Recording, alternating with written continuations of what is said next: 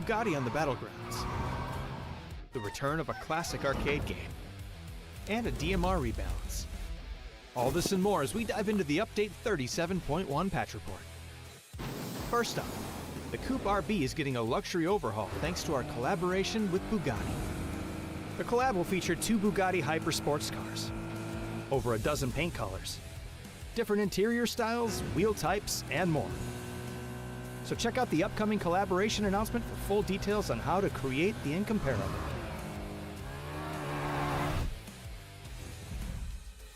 Next up, we've officially implemented the DMR changes we introduced via Gunplay Labs. DMRs have seen a 12% damage decrease overall, and many have had their overall RPM reduced by about 45%. By adjusting DMRs, our goal is to expand the viable weapon choices across the battlegrounds, while keeping your choice of weapons strategic to your style and situation. Gunplay updates will continue every 2 months, and we'll be closely monitoring your feedback along the way. Next, grab your controller with those chicken-greased fingers because PUBG is coming back. For a limited time, you can drop back into the fan-favorite top-down 2D minigame we released back in 2021. Player Omnom's Battlegrounds is a hardcore, retro action arcade experience where you'll fight powerful chicken bosses. We've even added a brand new map, Paramo, for the re-release. So drop in and see how far you can get. Radical!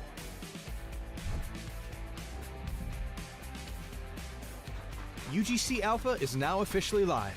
From Update 37.1, all Battlegrounds Plus players can create UGC Alpha sessions. And we've added new sample modes as well. For more details, check out the patch notes and our official YouTube channel.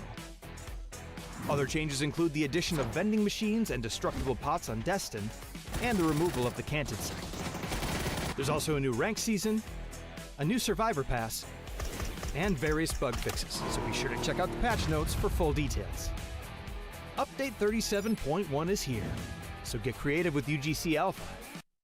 And welcome back, everybody, to the second evening of this Player Cup. We are here for the second night. We're here for the last 4 games in this Player Cup, and I'm once again joined by the amazing Felix. How you doing, man? Thanks, doing good so far. Let's see how Ascent is playing, and you might want to ask that question again for the next 4 games, because yeah, it's been a rough day yesterday. Man, it's been a rough day for me. Yeah, it's been a rough day for the fans, but yeah, we'll see. We'll see. A lot of things can still happen. We got 4 more games tonight as we lock in the second Player Cup. So I'll say it again: we're in the bottom purple blob at the moment, and we're in the second half of it. So there will be cash prizes here tonight for the top 4, but the big thing that everybody's looking at is going to the Masters. The Players Masters are happening this weekend, and there's going to be a $20,000 prize pool there, and a chance to qualify your way into the Masters 4, which is going to be the international one, the huge one, the 50K one. We have 8 teams who are already qualified. Yeah, all the EWC teams obviously couldn't qualify last week, so they will have the first chance and the only chance essentially today. We've seen some of the EWC partner teams, especially the corporate partner teams yesterday. Really great performances. VP was one of them, especially in the first 2 games, but we're going to get to talk about them in just a tiny second. Navi was the second one that we get a highlight coming into today. But yeah, 4 games have been played yesterday, and to round out the bracket, the structure, 4 more games today, and the top 8 of this lobby after these 4 games today from plate will advance to the Master Finals. Absolutely. And yeah, we talked about Navi a little bit. They seem locked in. They should be locked in 100% of the time. But we'll have a look at the leaderboard in just a second here as we go through the highlights of yesterday. There's plenty of teams that are fighting for everything still. And I would say quite literally everybody is still in the runnings. But then last place, we have an ADR, which is a little far off, but it's literally 1 game, right? It's literally 1 game of difference. So everybody can still make it. And everybody is looking for that top 8. Yes, you'd love to win some of that prize money. And obviously, if you're one of those big names, then even finishing 7th might feel a little bit bad. But that's still job done. Top 8 is the big goal here, and that's what everybody's looking at. Exactly. Got to get into that top 8, otherwise you're not going to play in the Masters. And if you guys have followed the last Masters especially, you could really tell, like, competition in the Masters, in the finals, for this longer part of the weekend, it is different. It is really different in terms of the level of play, in terms of the quality of play that we've seen. So obviously also in terms of prize pool. So you really do want to make it in, especially to all the teams that have played the Players Cups in all the recent weeks and maybe haven't really seen many global partner teams, obviously due to the fact that there was bigger tournaments going on at the same time. But this stops now, essentially. If it doesn't stop now, it's going to stop in the finals, at the very least, because most of them will qualify here. I'm pretty sure of that today. Yeah, it's looking like it. It's looking like it at the moment. We've seen signs of brilliance from other teams. We've seen Skittles clean up some games towards the end when they stopped hot dropping. We've seen, I think, Conquest and Lucario especially pop off completely. That man is top fragging in the lobby right now, ahead of players like Hakatori and Spyro, right? A Spyro who started the first game with 10 frags and who still got beaten in the end by Lucario here. So yeah, we've had a lot of the big dogs showing up, and then we have some surprises on the smaller teams. And there's the leaderboard brought to us by production. That's what I wanted to talk about. That's what I have been talking about. ADR and BFLs, a little far off. I'll give him that. But literally one win, and you're back in the running. And then when you move just a few spaces up to Ascend, a win would directly put them in the top 8, right? So it's really, really close here, and everybody's still playing for qualification. Yeah, Ascend really been struggling to put anything in the water the first 2 games. So remember, they had 0 points, ladies and gentlemen. 0 points. Can you imagine? After the first 2, maybe even 3 games. I'm not even sure. Maybe it was even the third game that didn't get 2 or 3 points in the third one. Okay, but be that as it may, it was a horrible start. But even they, with one good game, as you said, right? You could catapult yourself into the top 5 to 6 potentially. So everyone's got chances in this one. Even 100 ADR. As you said, even 100 ADR could still catapult him. And this is the beauty and the danger of playing a best of 8. You have chances of always making the comeback happening, but you got to pull through. Got to pull through, and you don't have a whole lot of chances left. 4 more games in the evening. 4 more games in this Player Cup. And we are starting it off with Miramar once again. Small roster change for Ascend. Aniko is back. He's the player they've been trialing for the last few weeks. So no more Squeaky super sub. It is Aniko now. And again, we'll see what that does to their performance. They are in not a pole position. They're in a position where they have to deliver, and they have to deliver now. They really do. This is a good playing path for starters for Ascend. La Cabrera should, well, we can see right now, should be relatively clear, and is relatively clear. So rotation path could be quite perfect, even though I don't expect the circle to really go that far north. The Pan's going to find that out in a second. VP might have a little bit of a problem with Skills there. Skills opting to go cross Las Leonas. I don't think they will commit to Las Leonas unless they really need to, but it looks like they actually do. And okay, never mind me. It will actually be a contest on the top of a roof. That is potentially disastrous for VP, and I'm pretty sure it will be. Because Zakamera just jumps straight down. One shotgun pellet is all he needs. And that's the first play from VP. Down and out. That's one team that, yes, did have great performances yesterday, but only the first 2 games. 26 points should their current leaderboard position be right now. At least the points be right now. So they're still very much secure. I think the next team over is 18 points, but still a couple of good games needed. Absolute tilter as well for Beamy there. Put down by the shotgun, just a little too slow on the looting. And this is the Skittles we know. They're messy, they're confident, they're aggressive. They're not usually a great team at handling bad circles, but they are a great team at handling team fights. And they just love to make their impression on a lobby. They just love to be aggressive. And VP, well, they're in a position where they can handle this, but they're in a slightly worse position than the Skittles. The Skittles are almost qualified already, so they are at liberty of doing just what they love to do and being aggressive early. Yeah. We'll see how this one continues to go. I don't think Skittles is particularly interested in continuing this fight, especially since the Las Leonas. You can't really continue this fight unless you just run deep into all these little streets, and there's so many angles you can really never be sure that you won't be traded from just about anywhere. So Skittles playing relatively smart. This is what I expected them to do, you know. There's so many different options out there in terms of looting abilities. And, or looting options, rather. So just take the cars, that's the most important thing. Take that kill point that you've gotten and just get the hell out of there, right? You'll have a much easier rotate, a much easier structure if you just dodge the whole fight, get yourself to safe territory and continue playing your game. Yeah, for sure.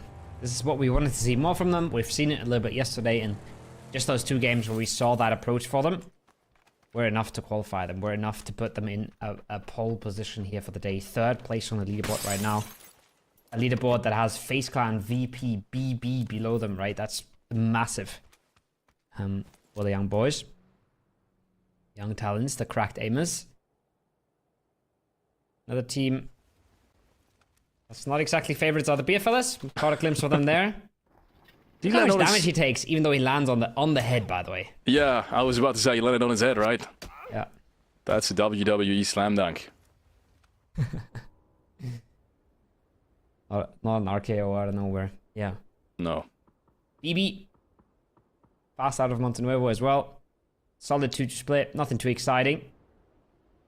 So we're getting double angles from the observers there. They're getting artistic. Ooh. There's another team that surprised me. 22 points yesterday. Krint has been playing relatively consistent, but if you look at the lineup, it doesn't really surprise me that much anymore. Just saying in terms of this lobby.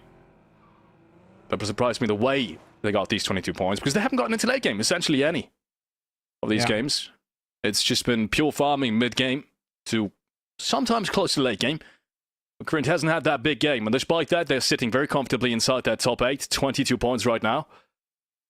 And with just 5 placement points, the lowest out of any of these teams inside the top 11, tied with some of the other teams below the top 8, but essentially the lowest ranking, or the highest ranking team with the lowest amount of placement points inside the top 8, and that by quite a big stretch. So 5 points in placement, 17 in kills, goes to show you these guys can frag, and if you look at the names, obviously they do. For sure. A lot of talent on the roster, a lot of experienced players. Keep an eye on VP. Getting the res in already. Getting a Beamy back on his feet right away. So that's just going to be a kill point for skills, not much more. But look at Ascend as well. They put Keely on this church at minute 1 of the game or so. They are more than ready to use that high ground for information while the rest of the team is still looting up. Similar things here for GK. They put a player on the high ground. Makes them collect an easy point. Gives them a ton of information on this entire area here. So power positions being taken by the teams who know exactly what they're doing. Yeah. Super strong position for Ascend, as you said, right? So much information you can get. And especially on these northwestern circles where, you know, if he doesn't go opposite's direction, you're going to need some kind of entry towards the southern side of things, and you'll need to really have a good grasp on who's playing all around these rotation paths towards the west of Opposer especially. That position is just absolutely crucial. You'll see if it works for Ascend. Once again, 13 points right now. That is 9 points below the top 8 at the moment. The first part of the leaderboard, which once again continues to the Masters this weekend. And where you really want to be after these games have concluded today. So, nothing impossible, especially if you consider they've only played 1 game. This is big from GK. I think they spotted the solo. And they're not just taking the compound, they want to risk that, man. But Quizzy runs over Spyro. That's bad news. They're wide in the open. They got to be a little careful about this. They might even want to smoke this out. It doesn't just stop the pursuit, it's actually risky. Well, Spyro here. I think one of them jumped out, the other one thought they were going to continue the chase. And yeah, but they put on the day here. Conquest from the west wasn't ready for the punish, and I think Krint just didn't have the angles necessary. So Spyro, top fragger for GK yesterday, gets to live another day. 2 teams now inside the city as well. Not going to be easy handling this, especially if it's phase 1. That's the crazy part about this. A lot of teams now opting for very early centralized rotation. And VP in the mix of it as well. It's actually a rather dangerous rotate considering the map. The hillsides are not entirely taken due to the fact that it's a BB team 2-2 split, and BFLS is almost exclusively coming into the compound, if I see that correctly. There would have been an option, but obviously that's a tough rotate in. So he was just going to drive straight on through. They might find themselves at the compound below the hillside, which is a super strong position as well, which I'm surprised looks to be open right now. And could secure VP a really, really great position. This is a rather dangerous rotate, especially considering Graxi's lost all his tires. And he will actually fall because of it. But, oh my word, if they would have made it through, that would have been a good spot for phase 1. That's unfortunate. What happened there is Beamy scouted all of this for them. Beamy came out of the res plane, got himself the high ground, and he got all the information. He said, just come to me. Oh. I got a spot for you in the zone. I believe he's still up on the mountain as well, so just a scout for now. Gets them inside center of the circle. They are very much playing against land ratio here, so yes, it's center. Just looking at the position. But I wouldn't even call it the best spot in the circle. I wouldn't call it close to that, but it's solid for sure for a team that comes in so late. Yeah, I should have watched the map stream now. That's why you watch the map stream, ladies and gentlemen. So you're doing the yap around like me. I thought this was going to be way more dangerous than it was then. Yeah, but yeah, he was already on top of the hillside. Great stuff there from VP. FaZe Clan, one of the last teams to rotate in now. Skittles right next to them, but making their approach a little bit further towards the east. I'm excited to see where these guys will head to as well. If this is a deep southern shift, might be a pretty strong position that FaZe Clan is taking right now. They're kind of aiming for the southern side of Monte, all around the hills. You can see it right here. A lot of information. Surprised that it's still open. And be reminded, it's still Phase 1, despite all the action we've seen. Phase 1. Yeah. So FaZe Clan has a lot of options still. Hope they keep on driving. Hope they send it here. Hope they use the momentum that they have for the Phase 2 shift. They want to get down to the road by the looks of things to make a send there. We see the circle pop and we see exactly why center of Phase 1 doesn't matter all that much. VP got themselves in, but they paid the price of correction for it, and FaZe Clan is just cruising into an absolute crossfire here. What are they going to make of this? Wow, Gustav takes one, takes two. Gustav! Oh my word, this looks dangerous. Hixus takes down one more from FaZe Clan, turns around, gets the second one. That's disastrous. With Gustav falling, he might be in all sorts of trouble because there's no one there to potentially get him back up. Both FaZe Clans towards the north of him. There's small shots coming in from the distance. And even though 180 are almost entirely falls, FaZe Clan is not without losses. Oh my word, this was a good pickup. I kind of feel like for both teams, unfortunately, it just got really, really messy. Both teams with good chances there to make big things with utilities as well, but Gustav with a double there, and then 180 are striking right back just made this one really chaotic. Unfortunately, both teams will lose players in the process. Yeah, not clean for either of them. The bleed out comes in. ADR, no reses for them. Fairy Tail full send into the town, hoping to get something uncontested. Kantix is here though. Kantix is completely alone in the building. He doesn't find the entry knock. He's very quickly outnumbered. The rest of his team won't be here. That same thing is true for the rest of Fairy Tail though. They only have the 2v1. Conf didn't make it all the way in here. VP on the other side. We talked about them earlier. Now fighting off versus GK. Fights for the edges. And a lot of sends into the city already, Felix. The entire north is empty. And we've got, what, 5 teams, 6 teams in the city? This is a very early commit. Yeah, super early commits.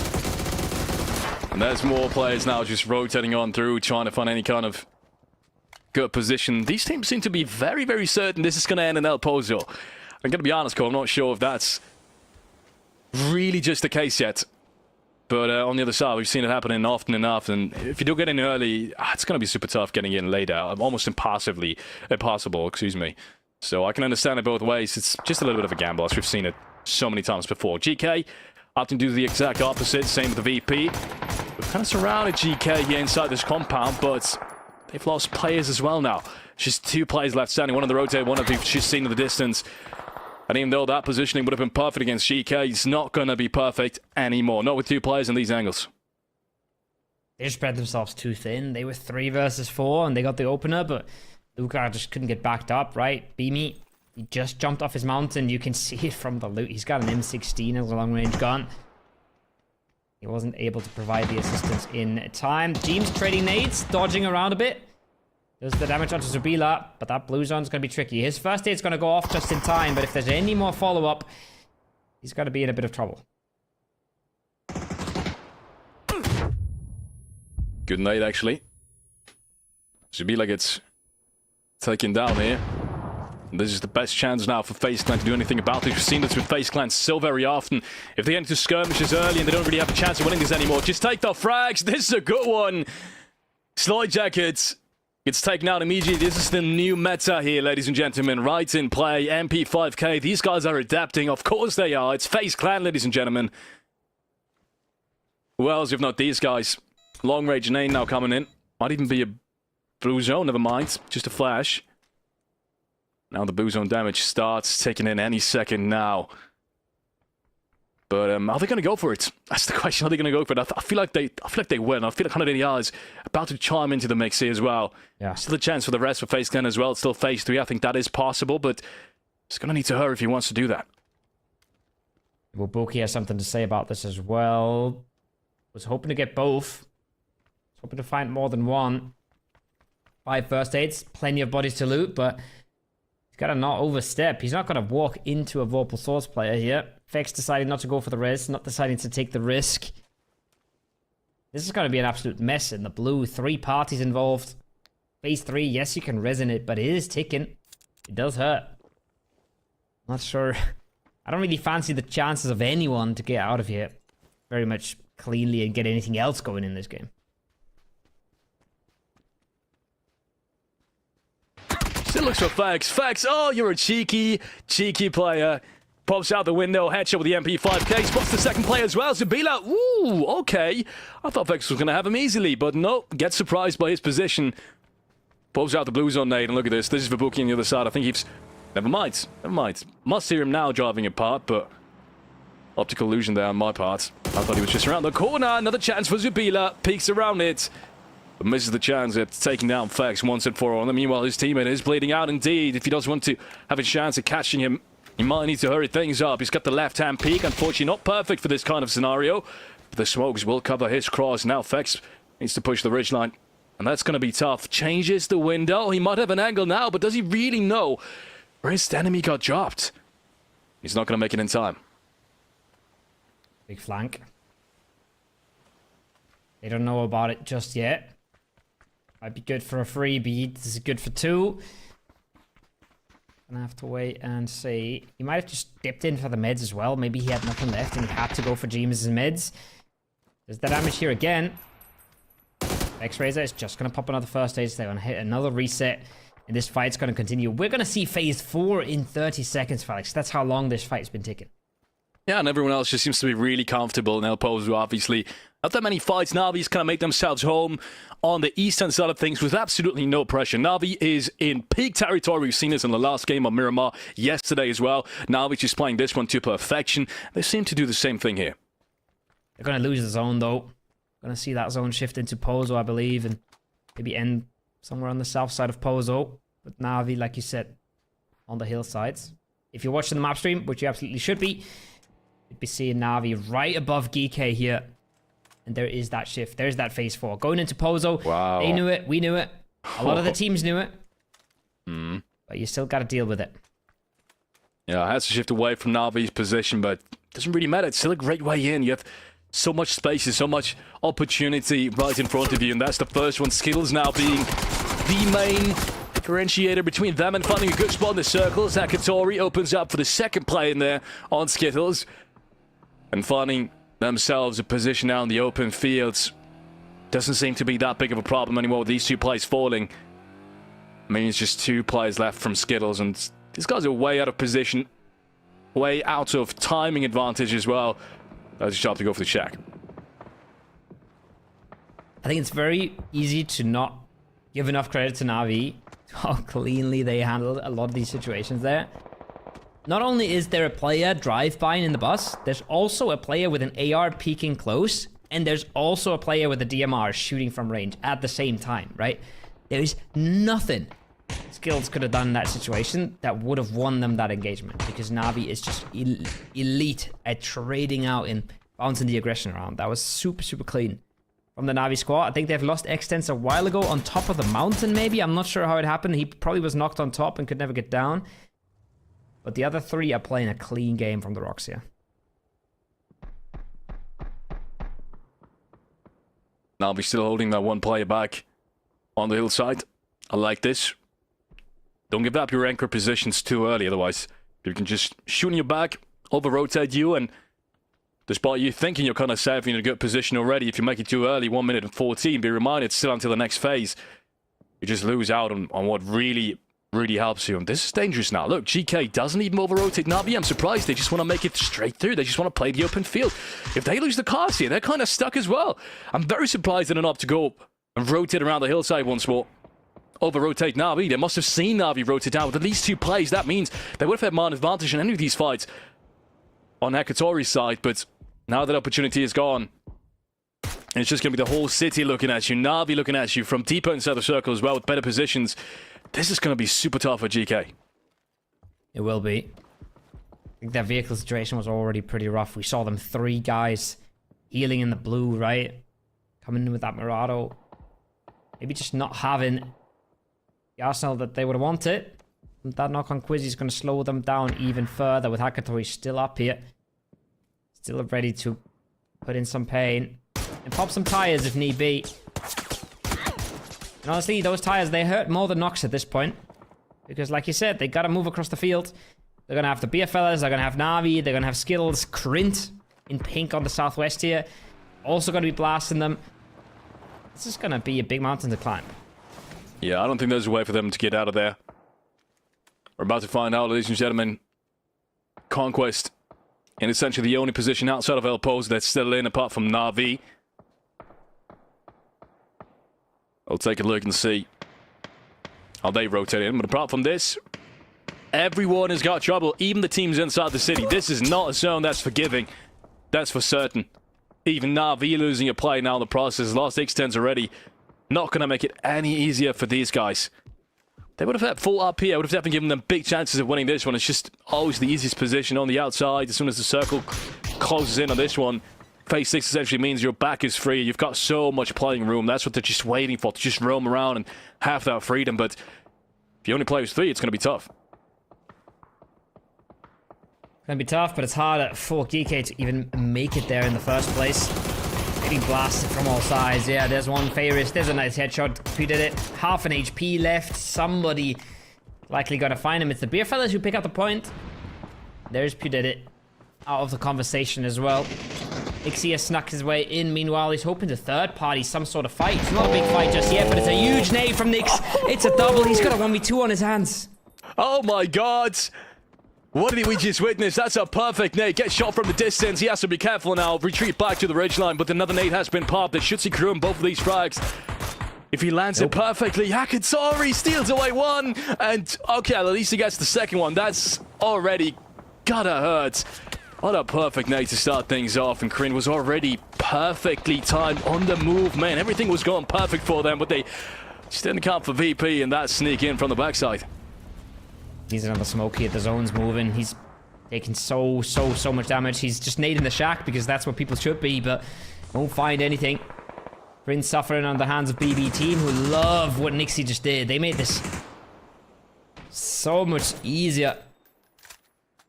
Just with that backstab from VP. Still not an easy position to be in. They will drive by this. They will fly in here, but they've got more teams knocking on the door without dope. Wants to close them out. Hakatori is still harassing from range. And even Nyx from the back still finds 2. He finds 2, and that's on BB team mid-fight. That's just going to destroy BB team's chances of making it in. That's more disastrous than Na'Vi losing a play. They're way more disastrous. They can't even get these plays back. There ain't no way. Without Dope, it's going to get these frags. But in the end, man, the damage has been done. And this is what I was talking about. Na'Vi now with no one on the backside, knowing that GK has been eliminated. And also, Nixie now obviously being out. No one there on the west side anymore, or on the south side, means they can just stretch out, play as much space, use that space, get up as many angles as you can, and this is going to give them, maybe not this phase, maybe next one we're about to find out, but a lot more kill potential, and that's going to play to their strengths. Well, this is going to be a tough circle, but still, I stand by my statement. I think Navi's going to have a lot of chances here, taking out BB and GK. They're going to have to take the fight versus BB. They're going to later on have a bit of a fight, but maybe without Dope, but more likely Conquest coming down from their mountainside. Question is, where does Conquest go? Did they go into the warehouse or did they go into the dip? I see a mortar there, so if they're mortaring Weewoo here, and if they successfully get a knock or 2, then they can fly into that dip, and it's a massive play. Let's see where they land. Oh, that's a tough one. That's a tough one to mortar, though. Yeah. That's not bad. Okay, that's pretty good. A second earlier, that might have actually taken him down. Oh, my word. That's the top fragger of this lobby, ladies and gentlemen. We've seen him yesterday. Apparently, we're going to see him today. That is perfect. That is just textbook play. That's exactly what you need. Just go for it now. He gets flushed in as well. They don't even need to finish him. Ain't no way to get him back. A lot of shots now on the rotate in, but all they need is just this drive-by toward Atlas. What are you doing? And it's just Julian now. He takes one, doesn't get the second one, and I think Conquest got the chance to res this one.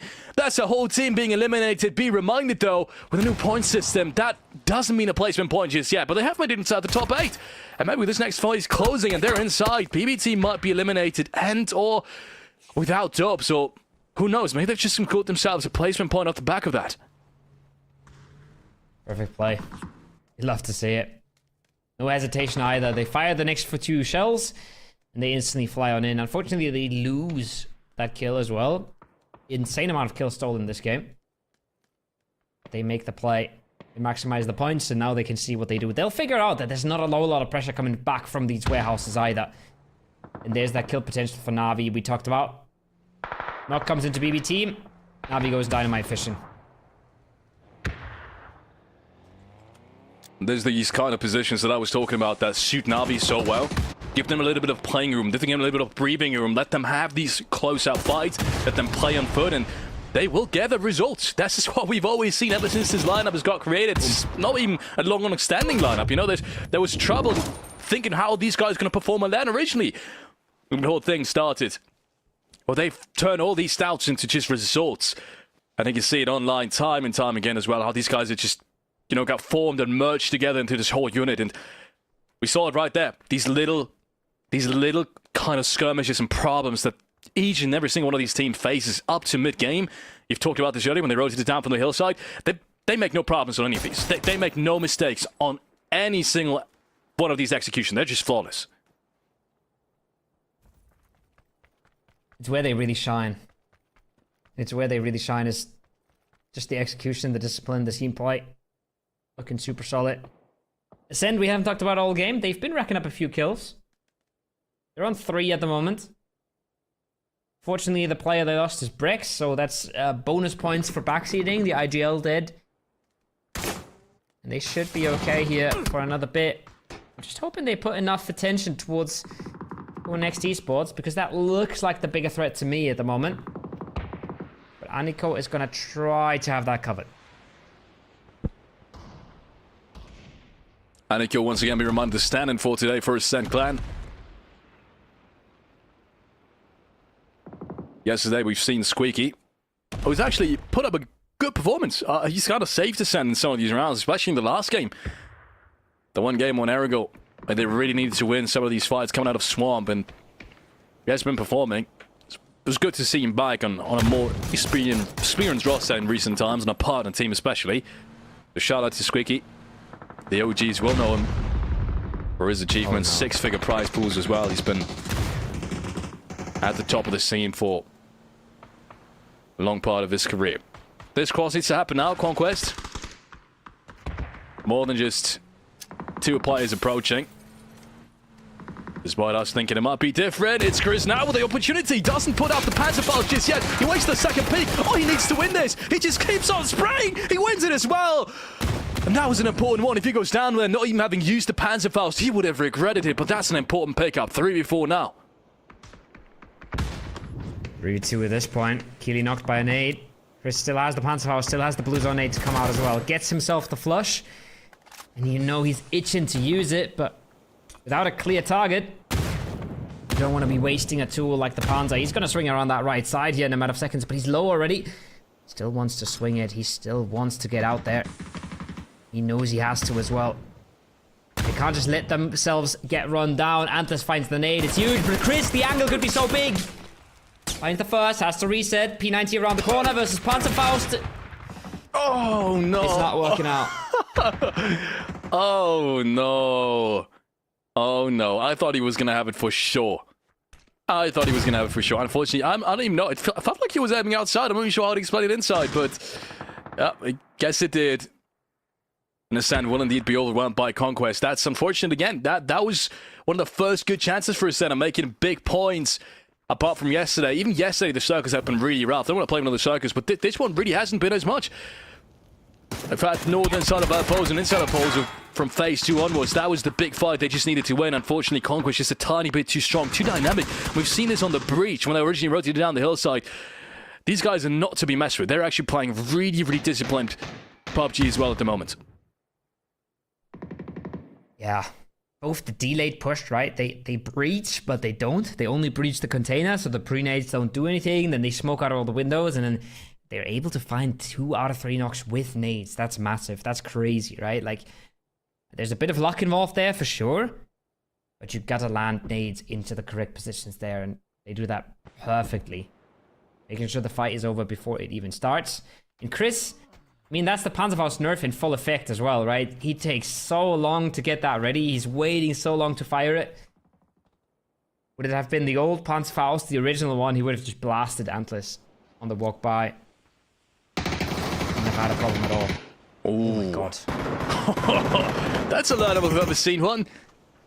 Against a team that just really, really needs these points too. BFL is unfortunately getting lined up and taken down in a matter of seconds, and that's disastrous because look at the position that Nemas has right now, and without his teammates covering, he's the sole survivor on the other street, deep inside the most centralized building. That's gotta sting, that's gotta hurt, and that's gonna limit their chances of winning this game massively. Oh my word, actually that's insane.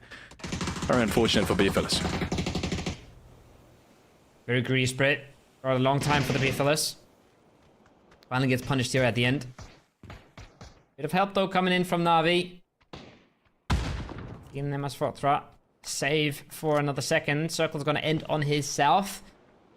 Which isn't good news for Conquest, who might also be short on neutral at this point.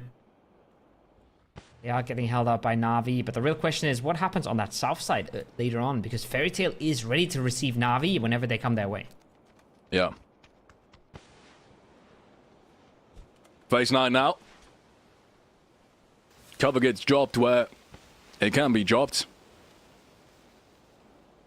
Another chance for Fairy Tail finally to get a big game on the board, for Conquest to get a big game on the board, but who would have thought? We kind of predicted it very early on. Na'Vi still in the mix of things, and you gotta still keep them, even though they don't have the man advantage as the biggest contender in this one. Position's perfect. They're able to rotate into this warehouse. Pick the perfect timing.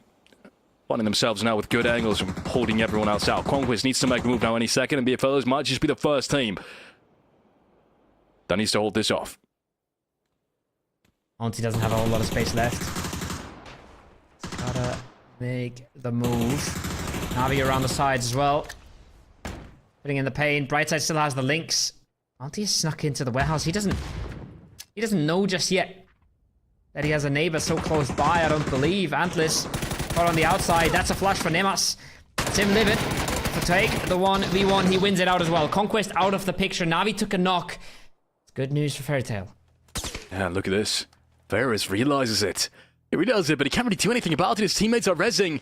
And so it isn't even going for the rest of it. Might be. He sees Fairy Tail on the other side. Good tags above it. Oh, the gas gun gets thrown across. But he gets traded out by April in time. Makes it across. And look at this. BFLs, even despite all these players all around him, has a chance of winning this from both players. Very low for Fairy Tail. If he peeks on the other side of the corner, he might have a chance with this one.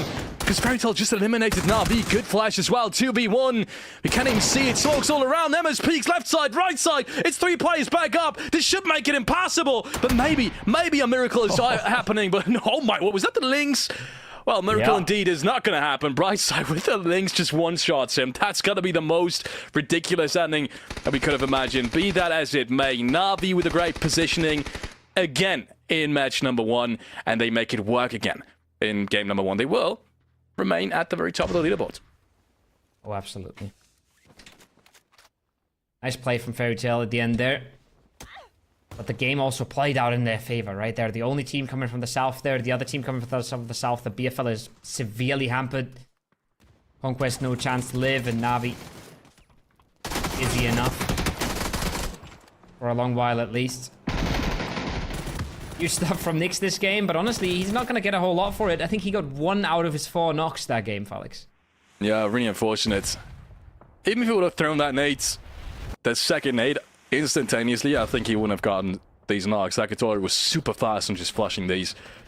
And that was the breach that I was so concerned with coming in from Conquest. I thought, man, the timing is really off. You can see the second players in that second car just being off by I want to say 5, maybe 6 seconds.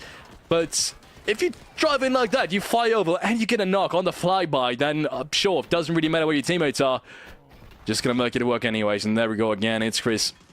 Couldn't defend against Conquest, who's had a chance in this one as well, but not with Na'Vi just plowing them down and being so very methodical. How did he hit this one? That's insane. Once again, that is just not Brightside. What the hell are you doing with the links? That's not even the only links he hit in the late game, right? He closed out, I think it was Na'Vi as well with the links. Yeah. Fairest was the one peeking around the corner and just gets swung by a lynx and destroyed.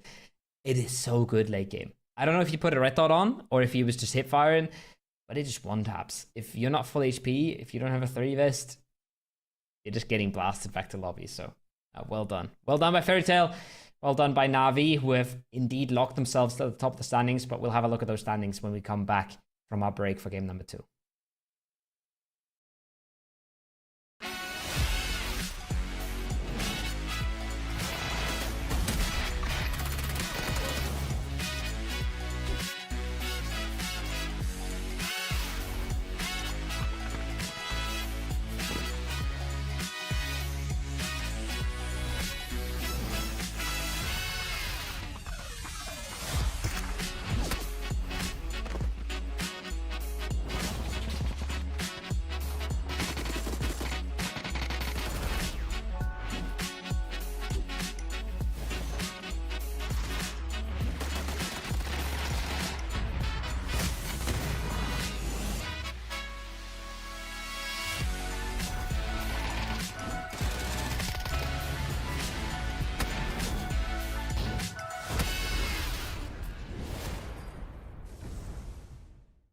Have you ever imagined creating your own PUBG game mode? Well, now with UGC Alpha, that imagination becomes real. All Plus users can create UGC Alpha sessions. Getting started is simple. Just go to Custom Match, UGC Alpha tab, then create your own session or join a friend's. By default, only the host can edit the mode, but editing permission can be granted to participants through settings. With UGC Alpha, you can place props, build custom maps, and set your own game rules. Anyone can join and play, up to 100 players per session. Want a simple but challenging parkour mode?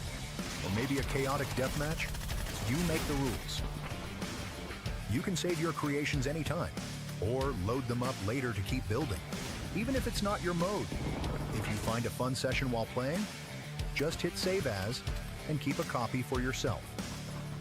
Need a head start? Try one of the official sample modes provided in-game. In the next video, we'll dive into object placement, movement controls, and how to bring your map to life.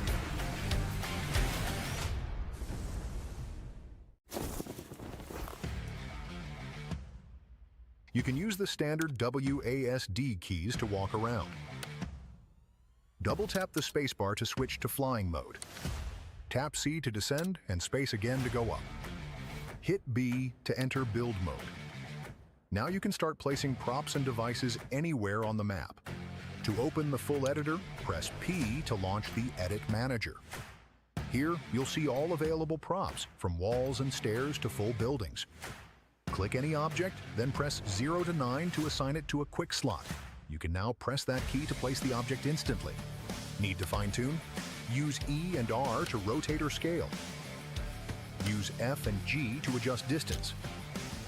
Press X to lock to axes, and Y to ignore collision. Want to test gravity? Just hit T to toggle gravity on your object. You can also copy, delete, or multi-select with simple mouse clicks and hotkeys. Next up, we'll show you how to set the rules of your game. Rounds, respawns, teams, you control it all. Let's dive into the rules setting. Na'Vi dominate, but they can't get the win. Fairy Tail walks away with it, and Fairy Tail puts themselves firmly into that top 8. We'll have a look at the leaderboard here in a second because it's starting to matter. I don't really care about the leaderboard when we're 3 games in, but we are 5 out of 8 now, and the chances for teams to make a move are dwindling. Yeah, Na'Vi, congratulations on qualifying. I think that's got to be said at this point. Conquest and GK. Kind of want to say congratulations as well. I mean, 41 points, 42, you're not going to catch that anymore in 3 games. At least not 8 of the teams. Yeah. And at the same time, even Skills and Fairy Tail now, with these great games that we've seen once again, especially Fairy Tail, obviously, catapulting themselves into a range, which is a couple more points are being needed to qualify for the Masters on the weekend. FaZe Clan and Virtus Pro, the 2 big teams, though, on the first part of the leaderboard, that aren't safe just yet. Not safe just yet, and honestly, I want to go back to Fairy Tail for a second. We saw them breach the city, right? And we saw them breach the 5 stack below without dope and being in a bit of a sketchy situation with a guy above them, a gas can in the way. They reset that super cleanly. They bring all 3 players that made it into that 5 stack back into the late game, and they shift into the middle of the zone, and they get themselves the win. They could have gotten stuck there. They could have gotten pushed out by the blue, whatever. There was a lot of ways for that game to go wrong, but they make sure it all goes right, and they put themselves in the winning spot.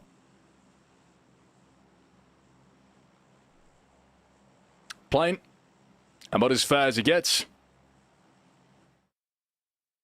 Shouldn't have any problems. We saw one contest yesterday, and that was in Terminal. It was a pretty entertaining one, I gotta say. Pretty entertaining one.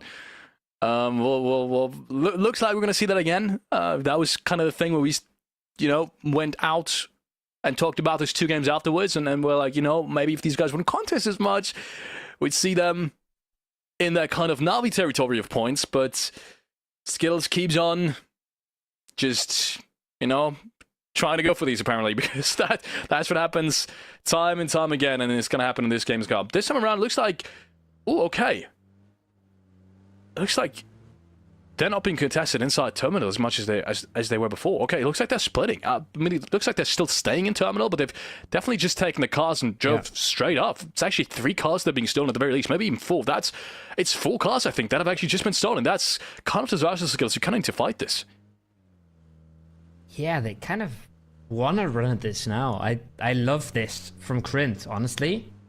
They take all 3 car spawns that they have access to away. There might be one spare one on the east somewhere, maybe outside that they didn't see. But it's at least 3 other cars gone.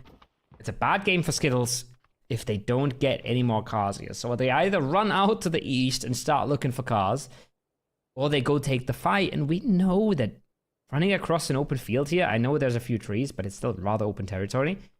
Running across into a team that firmly expects you should be a death sentence. So well done by Krint. They've posed a very big question here, and I'm not sure what the answer is for Skills.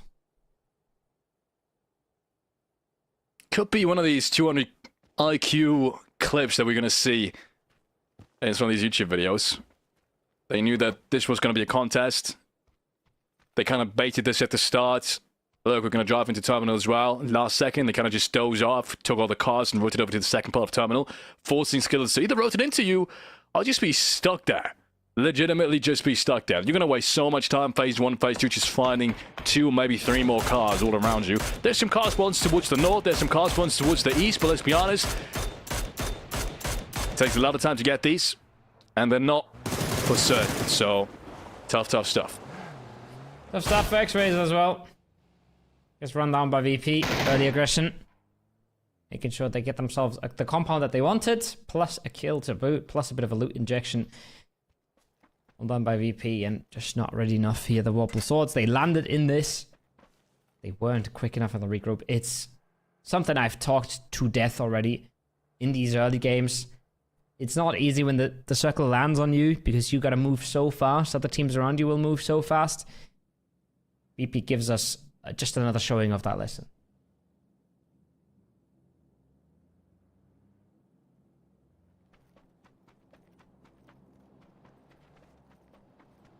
VP might just opt to go for more. They know that VS is 2 more players in here. And it looks like they will breach this. It looks like they will try to isolate these players. They're just looking for the right way to breach this compound. Maybe they just try to bait someone. I think that's what they did. Drive around, see if anyone peeks. See if Lucarux is able to get that first knock. And now that breach comes in. Slide check it out of position. Overcommits there on the wrong side. Zabina is there for the trade potentially, but he misses most of his shots. And so far, it's only Nixie being dropped down from BP, if I see that correctly. Lucarux just about makes it inside the compound as well. This is still a very open duel. It's an absolute mess of a fight that is. BB gets the nade onto the roof though, maybe at least. Stop a bit of that pressure coming in. Zabilash spotted on the outside, has to get the smoke out. A red zone on top just to make things a little more awkward. A little bit more chaotic. VP hasn't fully reset this just yet. Now he goes. MP5, we talked about this a million times. Both plays now on top of the building. Highest position inside this compound. This is going to be very tough for Vorpal to have a say in this. And I say against this especially. Nades are now the most important utility that you can think about. And Zubila is not even going to have anything in this. Never mind. Just drives away. And BP getting clean out of this one. It's just a perfect start they needed. Making sure they get them inside because of the red zone, obviously. But that's a good start. 3 frags. The way they played this as well. Have 2 plays. Kind of bait that they would breach them right away. Drive around. Go for the second kind of bait. And then that's where the mistake happened. 1 play overcommits. Lukaruks was on the outside the car. Just takes him down. Gets the entry. And from that point onwards, it just all fell apart. Great play by VP. Yeah, well done. Not easy to stay clean in this. I mean, we all saw what a messy, disjointed fight it was all around the compound, multiple edges, multiple drive-bys, even a drive-by that sort of took another round, took another lap, came back another time. They kept composed. And a lot of that is honestly team play, but a lot of that is also individual skill, right? You make a mistake, you get caught out of position, you tunnel too much on your 1v1 maybe, you are going to get surprised. You're going to get taken out, so goes to show players have a lot of the tools you need to be a good PUBG player, and they put them to good use. Skittles consistently rotating in very, very late. Still making it work. On the team's kind of similar to Na'Vi in rotation style, I kind of feel like.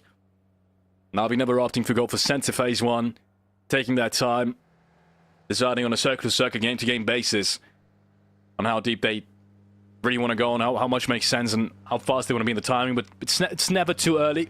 Never. And it isn't in this one either. Good entry now towards the northern side. Just 2 teams outside. Towards the eastern side of things now. That's Conquest and We Will rotating in, as you can see right here. And then we have Ascent still, all the way towards the north side. Obviously, with that circle, you kind of just don't want to drive, but you're going to wait for a pickup. And same with under the yard, still on the northern side of the bridge. It was looking like they were both going to EP, but I think Ascent was just loot sharing. I think maybe they set up a glider and had to share the gas can or something like that. ADR is 100% waiting for an EP pickup. ADR is 100% counting how far away from the circle they are, calculating when they're going to hit circle edge, and they're timing the EP to hit the circle when they need to. I think they're maybe a little early here. I haven't done the maths myself, but I'm sure they have. And they want to be somewhere in this maybe northern quadrant here when the zone pops, because then wherever it goes, they'll be fine. If the zone then goes southeast, then they just stay on and they fly until the end. If the zone goes north, then suddenly they're jumping for the best compound in the circle. So if they time this one correctly, which I think it looks okay, then they should be in for a really good game here. Talking about good games, Na'Vi against Skittles. 2 of the top performing teams now. So in phase 1, finding each other. First player to go down is Skittles. And that's Second Murray, the player that was able to fight the last kill just last game against VP, unfortunately. Fortunately for any VP fan out there. And it looks like that's just about the end of the fight. Na'Vi just being able to find one player out of position there. And yeah, I talked about this earlier. Skittles and Na'Vi very similar on the rotation paths. Not only this game, just in general. So not surprising to me that they kind of fight this off in phase 1.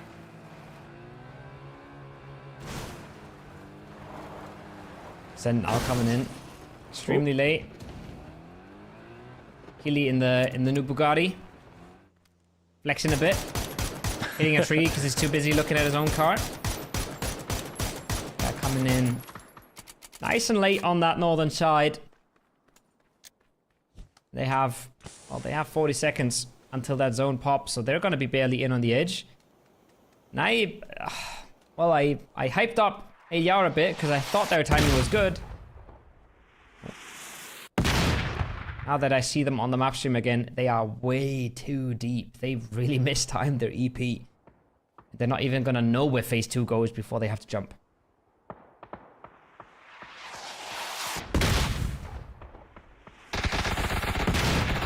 That's an optimistic mortar. Won't be a need though for Julian. Takes down Cantix. Dope with another play down. And in the meanwhile, this circle is just... That's a tough one. Let me just put it like that. That's a tough one. Ascend has finally made it in. It's Grizz a little bit out of position with the rest of his team, but they could have a pretty strong rotation towards Prisoners route. They just keep going like this. It's actually pretty good timing. Same for Navi on the northeastern side, except for these guys. There's a lot more competition towards the north and the east in general on these edges, so making it in safely is going to be a little bit tougher. I'm upset. You know why I'm upset? Talk to me. ADR timed their EP so that it would only work if the zone went south, and they're getting rewarded because the zone went south. Well, hate when that happens. Depends on if they really do get rewarded. Yeah, We're about to find maybe. out because that's the third knock actually. He just got revived. Oh, look at At that least blue one zone. play inside their Oh building. my god, it's so clean. Oh, wow. Is it top of the building? Oh, it is. That's just about as perfect as it gets. Even though Kim gets touched on this one, that play is for sure going to go down. Second blue zone now inside their compound. That is just disastrous. Ooh, Kim actually spots a doozy through the that's an smokes, angle. through the blue zone, and just in between some of these utilities that's on the ground. That's an unfortunate one for BB team. They still got the upper hand on this one. Good look at the angles that Molodog has. Of the angle where Besselog still is. But Johnny's are still there. Ooh, he gets taken down now. Okay, never mind. And they are bringing this one back. Flipflash just rushed into the building now. This is an important pickup. And he wins the duel. But it's far from over. Still 2 more players from 180R. There's more shots coming in from the distance. And Molotov is still nowhere to be found. He's helping, he's making the calls, he's leaving Filfirst in this, but Filfirst still has to win the 1v1 and he doesn't. Oh, it's a disaster for BB. The whole tournament's been a disaster for BB. They're so close to success here again. They're so close to getting these reses as well. Now Molodok has nothing to show for it. One singular kill is all they got.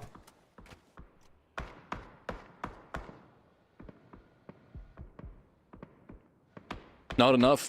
Especially considering that would have been a great position for BB team to play out of phase 3, phase 4. Very few teams towards the south, no teams towards the west, just one team towards the north. That's cross-section.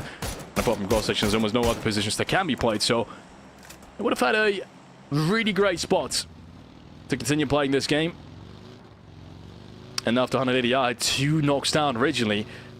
I mean, more surprised on how they approached this. Just a little bit too slow, giving Korean in the distance as well. It's just opportunities and chances third party. And I've seen this time and time again. If that happens, it just turns ugly and chaotic so fast. And it was just lose control of the situation in a matter of no time. So BB team is definitely going to think about the situation again and ask themselves, well, they didn't just breach it straight, head on, just take the 4v2 right away. Well, that's your thought for another game.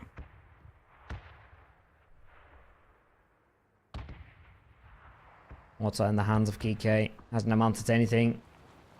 Navi sits it out in the red zone. Ascend still involved with Fairy Tail here in the north. Fairy Tail is going for a pre-drive. They want to make sure that they're ahead of whoever rotates from their side. But the circle is good enough that they can just stay. This circle is just going to go into Zabila. It's just going to go away from the water as much as it can. And it's kept so much water in play that it's very much telegraphed where this is going. And even though Ascend might have one of the best spots in prison here, that's not easy to hold. I almost prefer what Fairy Tail is doing in the swamp.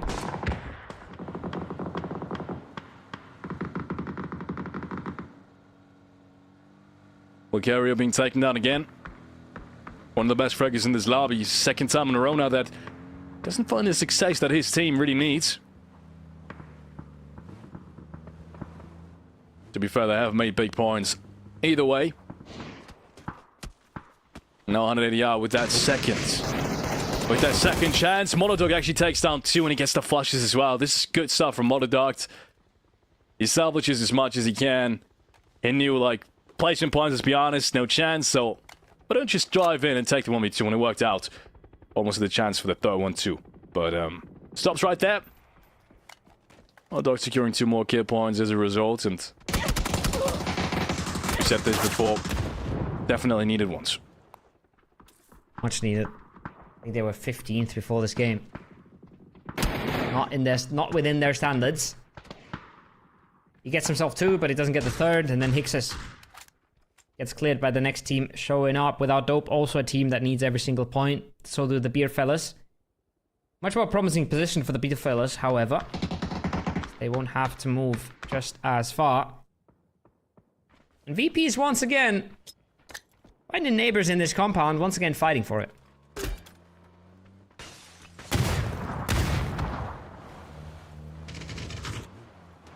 More shots now. Go next, as that is the next victim of VP. Already want to fight like this. Let's see if they can do it again. Approaching this one now. 5 frags already for VP as well. It's been a super strong start. If they're able to take this next challenge, then that's a good start from Nixie. Eucalyptus going down, also one of the strongest fraggers in this lineup. And they've got absolutely nothing to be feared. Look, Rooks is now approaching the compound as well. Nixie finds the second one, and he gets information on the 3rd. And Correxi's there to deny the flush. He's already got the nade in hand. Is he going to get it off? Ooh, he needs to dodge the nade. He pops the nade outside. Only 36 damage on Nixie, so he's safe for the time being. Now Lucas just chimes in off the back of the flash. Takes one more player. VP's playing this one to perfection, ladies and gentlemen. With the blue zone coming in. There's another chance for Paidaros to deny this rest and potentially take down Corexi, but Corexi's up for it. Corexi sees him. It's taken down, but there might have just been enough in time. Oh, no. Nixie bleeds out in the meanwhile. And just after that one peak, all things fall apart for VP because players are rotating in for the distance as well. It looked so good, but let's be honest, 9 frags, that's already perfect score, especially considering it's still so early in the game. Lucas steals one more there as well. What a wild situation for VP to be in. Single Na'Vi player on their east, single skilled player on their north. They might get one of the reses here, but surely not a whole lot more than that. Oh, okay. Unfortunate for Antlis, I guess. Guess we missed out on this one. Geeke blue healing. Na'Vi was blue healing on this same side. You can really tell the circle wasn't kind to a lot of these teams. But they haven't found much success yet. 12 teams alive. Very far from placement points. Very far from making it into this zone as well. Hakamari and Hadouken, I guess they're respawned players? How are they gonna find a way in?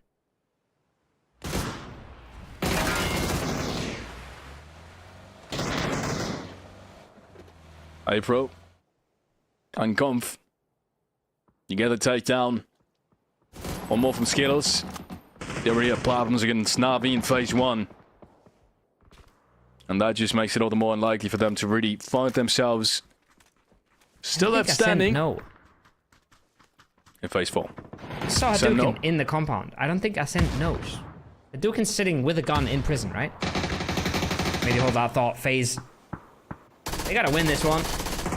They're looking okay for it, but Black Nick Zero, he goes a little far. He's on the MP5 again. Okay.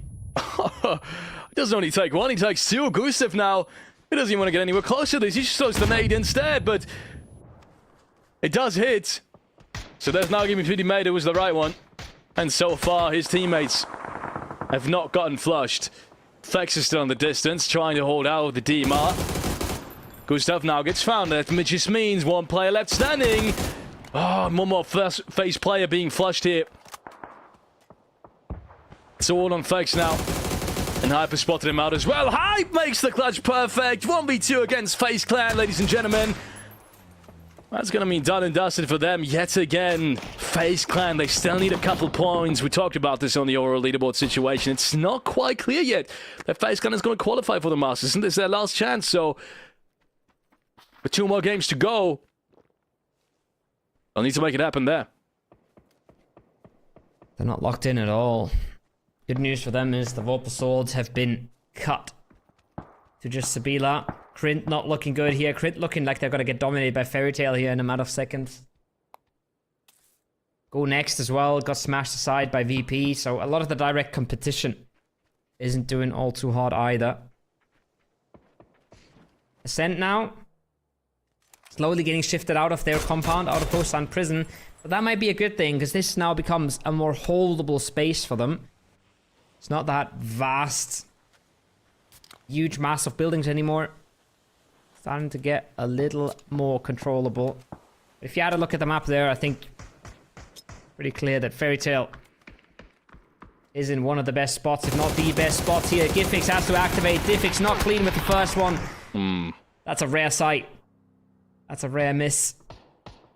Be a fellas. Get to live for another day. Such a tough circle as well. There's so few positions that really can be played. It's all around just trying to be safe and adapting to all the sidelines that the other teams have, because it's not quite clear where you have the enemies, right? Usually you have a lot of positions.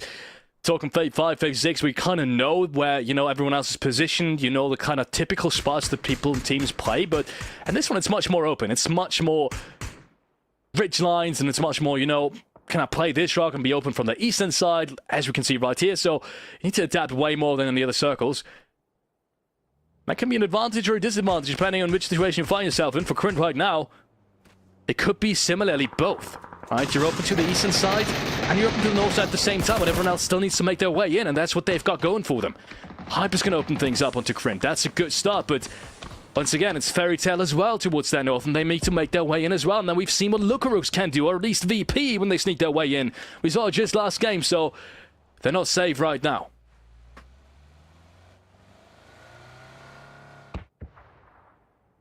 All these blue snakes. Never think you're in danger. You always are. Couldn't get the res for now. Julian's in deep trouble here. Nick Papa says hello. Takes one. Flips back down. Should be able to deal with this. X-Hype, he's got nowhere to go. I don't know if he's drive-by, and I don't know if he's flying in. I don't know if he's trying to go for some sort of send, but wherever he goes, he's going to get shot down. There it is. Second one for Krint. Finally getting a better game, and Hadouken has been found by Ascend. That's actually massive. The backstab not going to come into effect.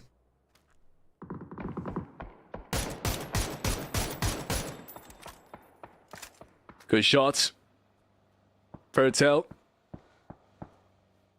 finding themselves a position that he's going to secure them some kind of security. Question only is, are they ever going to find that last play? Oh, that would have been hilarious. Oh, no. Oh no. What are we witnessing? Oh, my word. That's going to be the craziest coincidence in all of PUBG Esports. Oh, no, Sabila. You've done no wrong. You've done absolutely no wrong. That's exactly how I would have played it as well. Oh, my word. April, he can't even believe himself right now. He's like, what did I just do? He's double checking. Where did I get that frag from? Yeah. He's driving over the lap. He's like, what? That's crazy. Sorry, what? Oh no. Oh my words. Oh, we've seen this happen a couple of times already, but not from Fairy Tail, that's for sure. That's so amazing. That's amazing. Now, that's the team that needed every single point as well. Vorpal Swords, I think they were 8th before this game. They're really... They just want everything they can get. Hakimari doing the same thing. He doesn't even have a gun. He's one of those respawned players. He has now gotten himself a 6th place, so a singular placement point. As we see in the BFLS struggle. Print on the one side. Melman should be hitting these shots, and he is. Putting Wurzek down to absolutely nothing.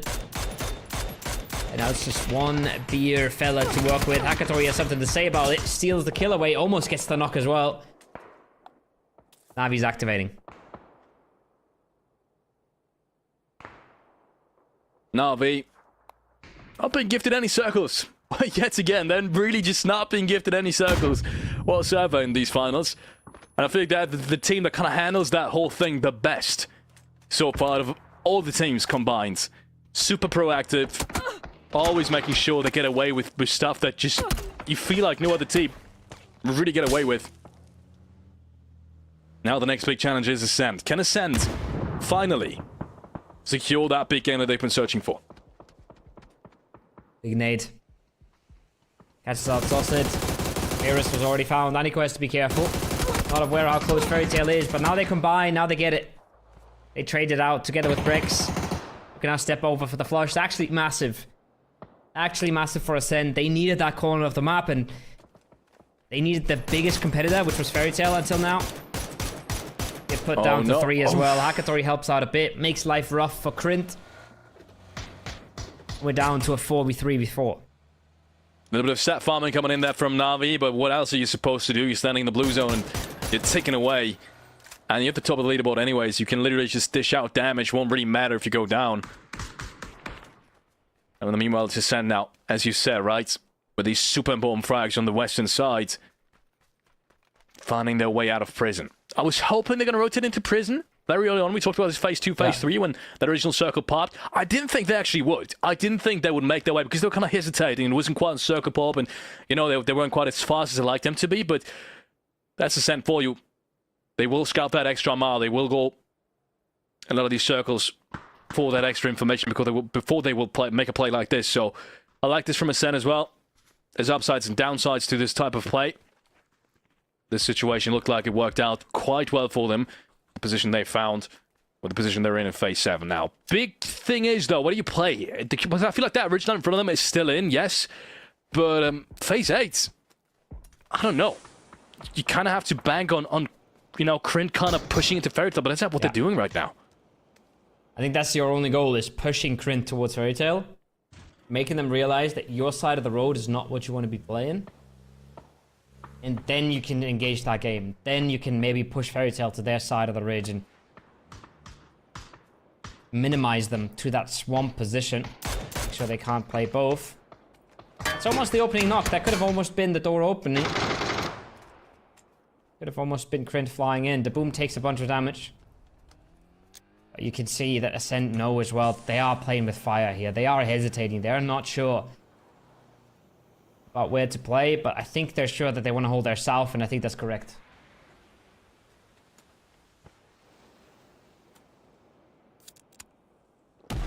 Melbourne.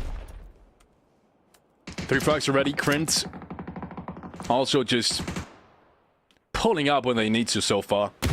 You talked about them not really getting into any late game scenarios yesterday, and they've done it today already. It's already a top 3. Which makes their chance of qualifying all the much more likely. They've still got chances to get more than just these 6 kill points and the couple of placement points that they've secured. Especially if they hit nades like this. Pretty good nade on to kill your guy. Pushes them back a little bit. But yeah, this is the problem now. This is going to play right into the hands of Fairy Tail because Krint doesn't want to push into Fairy Tail, which is surprising to me. They could have had an isolated fight there as well, just as much as they would have against Ascent. But now this could potentially be third-party by Fairy Tail, and it will be. Senkar gets taken out by Brightside, who's had this massive link shot just last game. And there's more following. Aniko and Ascend is staying strong as well. They just need to be careful now of not overcommitting, of not losing anyone right now, because Krint is already down and out. And I can't help but wonder, man, it felt like much more likely that they would have just pushed into Fairy Tail and tried to fight for this northern side and be a lot more isolated up towards the right-hand side of this ridge that Fairy Tail is playing right now. But no. Help to cross the street, and they walk straight into the sandwich that we've just seen. Oh, and Ascend is cooking up something huge here by the looks of things. Healy has a Lynx. I'm hoping that he's the one holding, because he can be absolutely destructive. Smokes come out on his right-hand side of the zone. Hoping they go for the other side. Yeah, it's a double whammy. It's a doppelte Boden, as we say in German. And they are flying into Brightside. 3v1. Good shot from Aniko. Immediately shuts down Brightside. I like this play. This one needs to hit. Unfortunately, goes right past, but he hits the headshot. And Henix needs to back this off. It's Bresco just behind the car. He pops out the nade. This is the danger of third-person play. And just like that, it will just close it out. Oh my word. Headshot after headshot. Aniko and Brexco with the last 2 frags against Fairy Tail. And they won't make it back-to-back, but this is a win. And a storyline that now opens up for Ascent that might make it very, very interesting going into the next game. Because they've got chances again. They've definitely got chances again. 10 assists, must have been double-digit frags as well for Ascend. We're going to take a look at the leaderboard after the highlights. And that changes things yet again on the overall leaderboard. You're not safe anymore if you're FaZe Clan. Oh, absolutely not. Absolutely not. Looking good for Ascend here. Looking bad for BB team. I think they get 1 point here and then 2 more from Molodust. Not a great game for them. I love the end game there for Ascend. I think they do exactly what their job was, which was don't get naded, don't clump up too early. Because if they would have defended this more aggressively, they would have been blown up by these nades.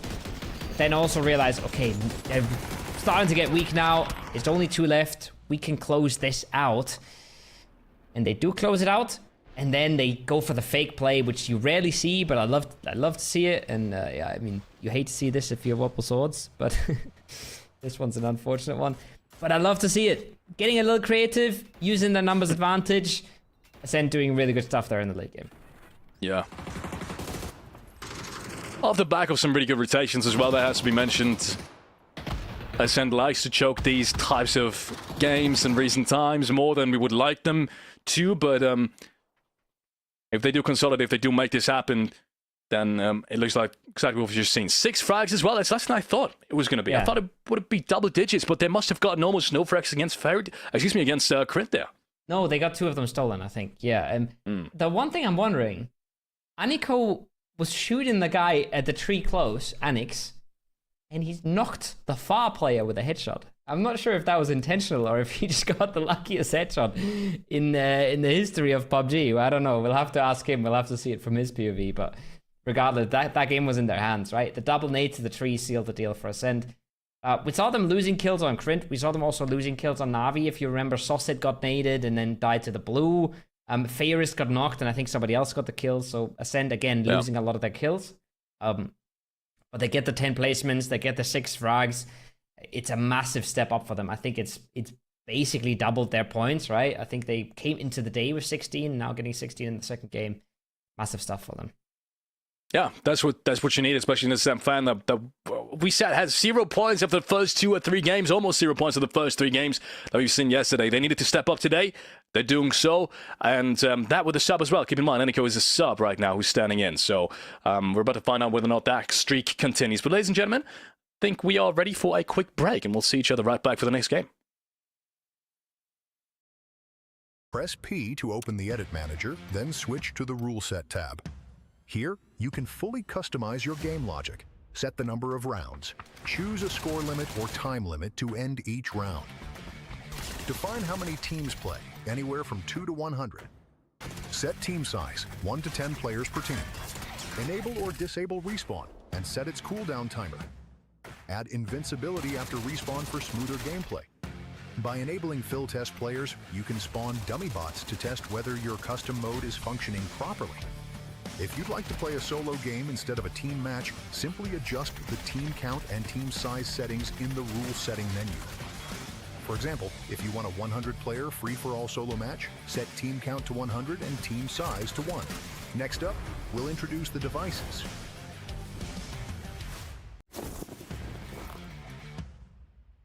Let's dive into the device setting. Devices are the logic blocks of your custom mode. They make things spawn, trigger, score, teleport, explode, and way more. Let's start with the core 4. The following 4 devices are essential for creating a basic game mode. Player spawn device controls where players appear. Player event device reacts to kills, survival, or any player action. Score manager device gives or removes score based on events. Round event device resets scores at the start of a new round. There are a variety of devices you can use, like triggering a red zone or setting background music. Feel free to get creative and use them however you like to build a fun and exciting mode.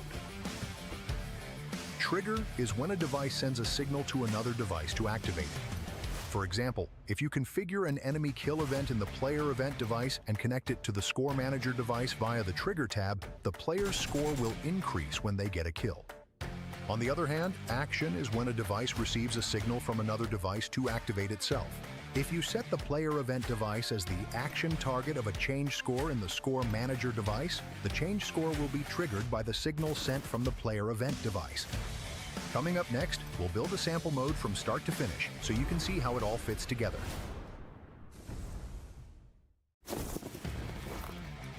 You've learned the tools, now let's build a full mode from scratch. 2 more games to go. 2 more games to decide who gets to play the Masters on the weekend. Who gets to play for $20,000 US. Ascend has just made a big step towards that goal. But on the other side of the coin, BB had another game where they got nothing going.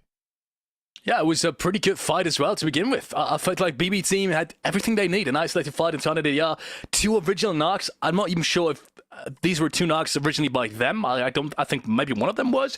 But either way, they had a 2v4. And they take so much time that essentially during this whole fight, they get third party, knocked down, naded, utilities being put into play, Molodok never groups up, and then that whole thing just falls apart. That whole thing just falls apart. They will, in the end, take 3 plays off of 100 ADR, but that's by losing everyone else. So that's just not worth it to you. 19 points. Same with, I guess, still Ascend, FaZe, Lambertus, for all of these partner teams. None of them is really safe just yet. No, absolutely not. Absolutely not. I think 40, you're starting to look at, before this game, remember when you said 41, Conquest, GK, they're fine. And now you're looking at this leaderboard and you're like, how is it this close? What the hell has just happened? VP got their 9 frags, right? Krint got a really good 3rd place. Ascent got a big win. And suddenly that leaderboard is so stacked. So, yeah, I mean, even if you thought you were safe on 42, I don't think you any longer are. Fairy Tail, you should be okay at this point. 2 banger games in the day for them, a 2nd and a 1st. Obviously, Na'Vi is safe, but man, this got so much closer than it was a game ago. Yeah. I think Conquest 42 might still be relatively safe just due to mathematical unlikeliness that, everyone else behind them just kind of needs to overtake them. That's kind of unlikely. But yeah, then again, we've seen it last game, right? As you've mentioned, all the teams in the middle of the pack suddenly just coming out swinging, just grabbing frags left, right, and center. Fairy Tail, 2 great games back to back. Krint keeps putting themselves up, keeps getting themselves into late game and keeps, pulling up frags as well. And then obviously Ascend with that big win, the big win that BB team was kind of hoping for off the back of that zone as well. To be honest, even had a better initial position for that one. They were actually the team that was in the perfect position to take everything that Ascend got in the end.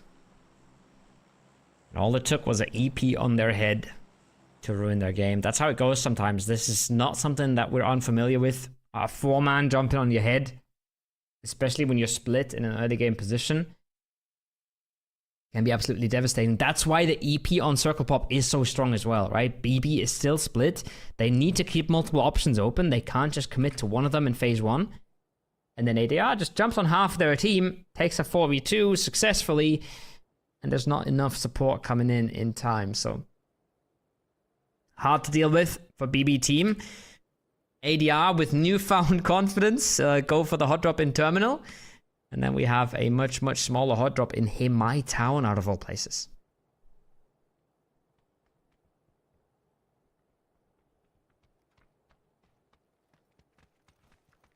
No real hard drop on this one.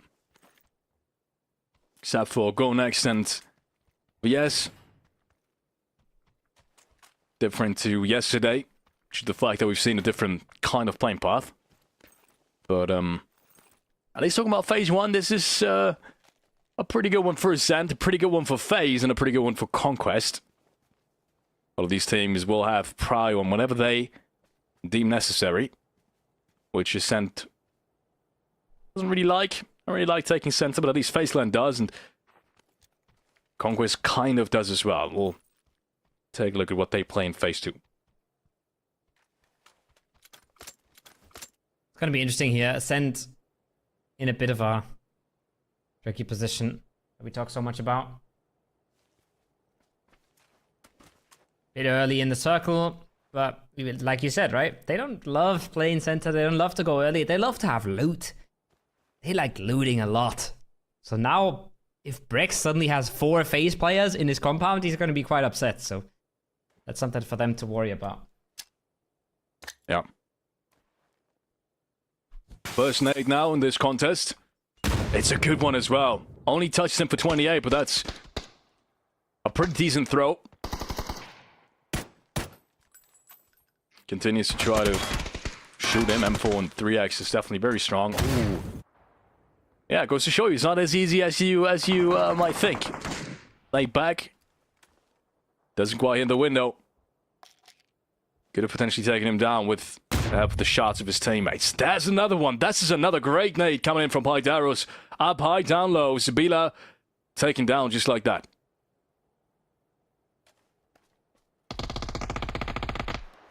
Sly falls as well. Vorpal Swords, from the tragic run over in the last game, denying them what could have maybe been a second place, to now a hot drop that's gonna ruin their game potentially. Hello.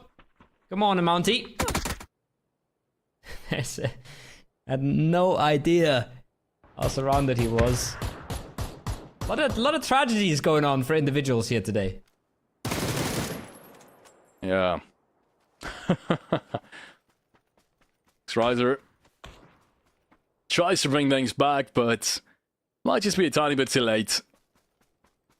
Zabila's for sure down, and Varizi with not much of a chance either. I think the only thing he's got going for him is that his position is unknown.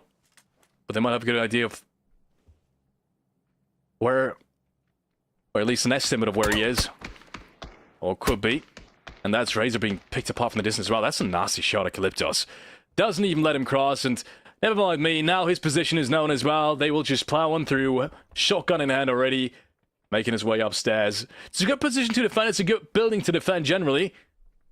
But I don't think they're going to do without utility. And as soon as that comes in, it might just be impossible for him to just get anything, let alone a knock. He wishes he had that shotgun on his side.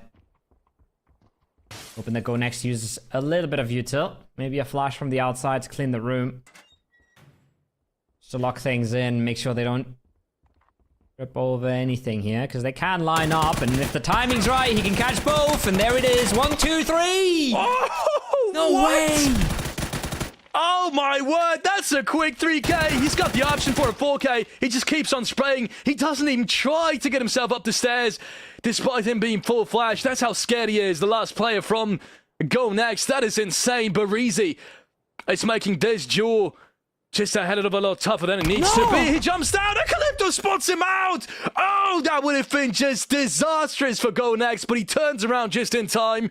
He hears him drop down, and a quick peek towards the left is going to be enough to take him down. But that was so much closer than we thought it was going to be, and that it should have been. Let's be honest, should have been as well.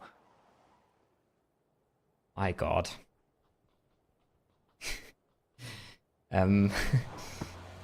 Well, you know, I said they should flash, but I'm kind of happy that they didn't, because we would have missed that if they just used one flash into the room before they cleaned, before they flew up those stairs. That would have been very much in the bag. But don't get it out of your sights. Vorpal Swords were 8th before the last game. I think they were now dropped down to 10th. Very much in contention for qualification. Going out with absolutely nothing here.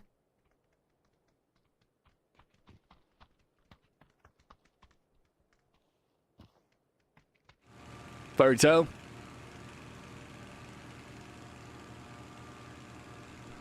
Still in a deep centralized position. They've gone for a deep centralized position phase 1, phase 2 today. And there we have it again. Barizi with one. Pops back up. That was a shotgun hit, by the way. He just couldn't get the second off. I think he missed the first and barely touched him with the second one, but he definitely didn't have any shotgun pellets anymore. And then that drop at Calyptos. Lucky for him that he dropped into his field of view, into his sightlines. Because I don't think he would have turned in time if he would have been shot first. If he drops down a little bit further to the right, maybe 1.5 meters to more towards the right, that would have been the 1v4 clutch that we were all desperately hoping for. Great position, though. I've talked about this. Great building to defend as well, and smart positioning from him.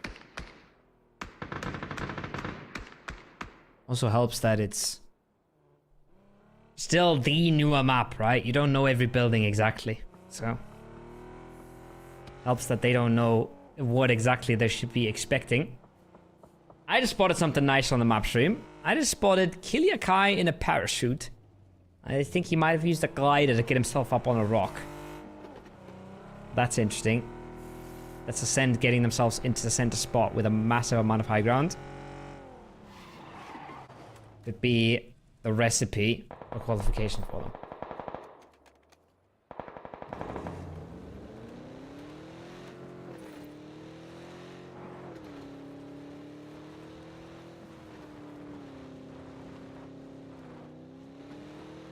More big rotations coming in from BB team now. Deep towards the southern side, Crid. Deep towards the southwestern side. And Weeble being also one of the few teams that have just barely find their way in or just about finding their way in into phase one. It's a slow start, kind of want to say. Teams are taking their time. Teams are making extra sure they position themselves to the best of their abilities. The goal next, obviously, because that hard job is still barely left the city they've just fought in. They also needed to get that blue chip back on track. Get play Daro's back. Which they've just about done. Daro's on the plane. About to get himself back into action.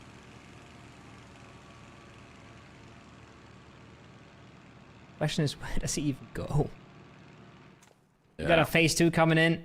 And his team is nowhere in the circle. His team is way, way in the blue, so he's got to land somewhere. Avi got to pull back. Glider's too dangerous for Extents. You've seen the other side of that coin with Quizzy. I think it was just yesterday. He was trying to defend the glider by himself and got pulled up by the 3 guys in cars. Extents doesn't want to make that same mistake.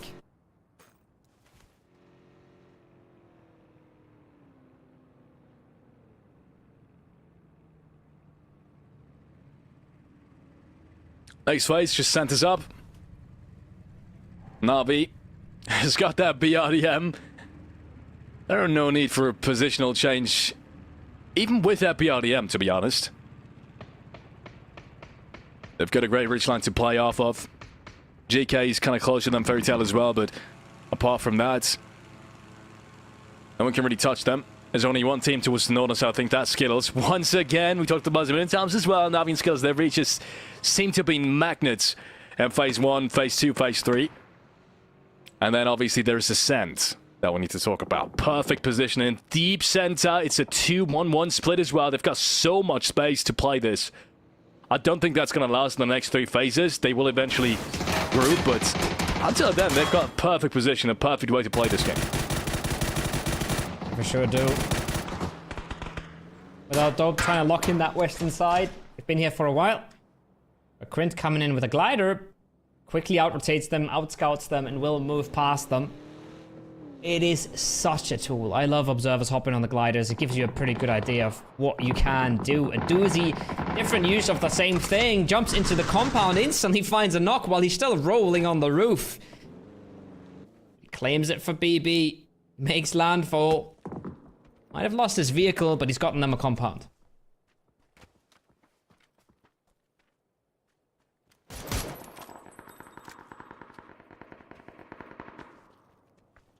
Skittles now with the Onyx rotating into their backlines.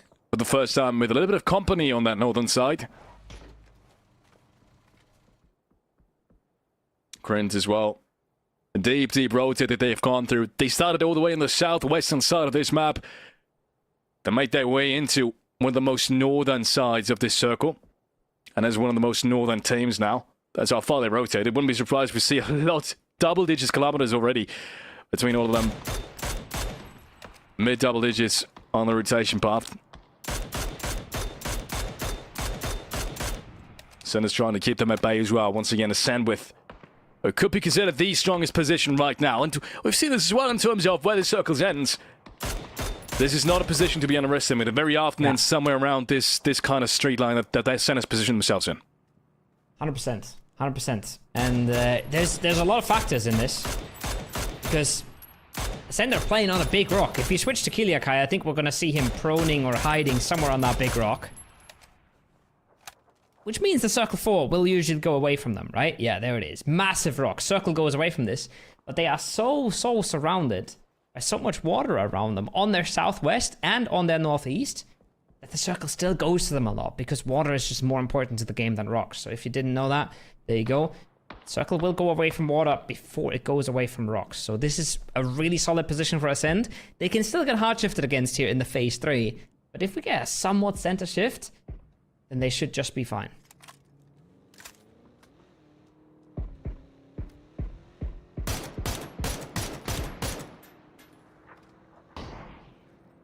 Gotta be kinda pissed as an early play if you get shots from that distance.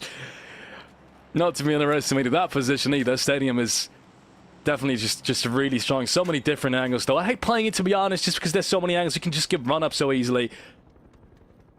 And just fighting down low, if you're not the ones up top, fighting down low, it can be so very complicated. I can never be sure of someone just being around just about any corner. And this is what a lot of these teams obviously like about this now, late game. If they don't have an option to play anymore, you just drive into any sort of stadium because you can't cover it all. That's the thing. Fairy Tail can cover it all. You know, 180R can cover it all. Virtus Pro, now that they've arrived, sure as heck can cover it all. So, good options for them to just find a position, find a footing inside phase 3. It's big phase 3 as well because of all that water. So nobody wants to stay on that northeastern side. Nobody wants to get shifted out next zone. But playing stadium is so tricky. It's so hard. Like, we're going to see more and more of this. We're going to see BB coming in. We're going to see them greeted by a Panzerfaust April. Going to try and bide his time. He wants to secure it, but they'd oversell it. Bit premature. And that lets BB just walk on in. Let's first get out in his own Panzerfaust. Would they know about VP? Well, if they didn't, now they do, and it's about to turn even messier. We'll see how that one ends. On Miramar yesterday. The bike indoors. Let's hope it's a little bit better this time around. More smokes, more nades, more util being picked up now. April's gonna need it. And then meanwhile, FaZe Clan starts just a tiny bit. But yeah, this is... Oh, okay. Hello. Okay, FaZe Clan. Fex with a double drive-by. Might have even run some of these guys over. And finally, in some kind of performance and form that they need, Westside is still very heavily habitated. FaZe Clan will still need to fight for most of the territory they've got out there, but this is a good first step. This is a massive first step, especially considering if Kryn doesn't fight downwards and FaZe Clan stays in the position they are right now. BFL is just rotating away. They only got one team to worry about, and that's Conquest. Yeah, you love to be on the outside here. You love to be fighting a single team instead of being stuck in stadium with 17 teams. Fairest gets the intel with the BRDM, but gets out of dodge. All the Panzer can activate. We've seen Na'Vi play this before. It's not a bad spot where Fairest is. It only gets dominated by the stadium roof, so they get to play there until the stadium is out, and they get stadium keeping each other busy. And this can be a good game for Na'Vi as well. As that phase 4 is coming in, it should be going to Ascend. We've seen it do strange things before, but it should be centering right on them, and there it is. Stadium is well and truly out of the circle. Yeah. Well, ladies and gentlemen, we're in for a wild ride here towards phase 5, phase 6. Because every single one of these guys is going to need to leave stadium.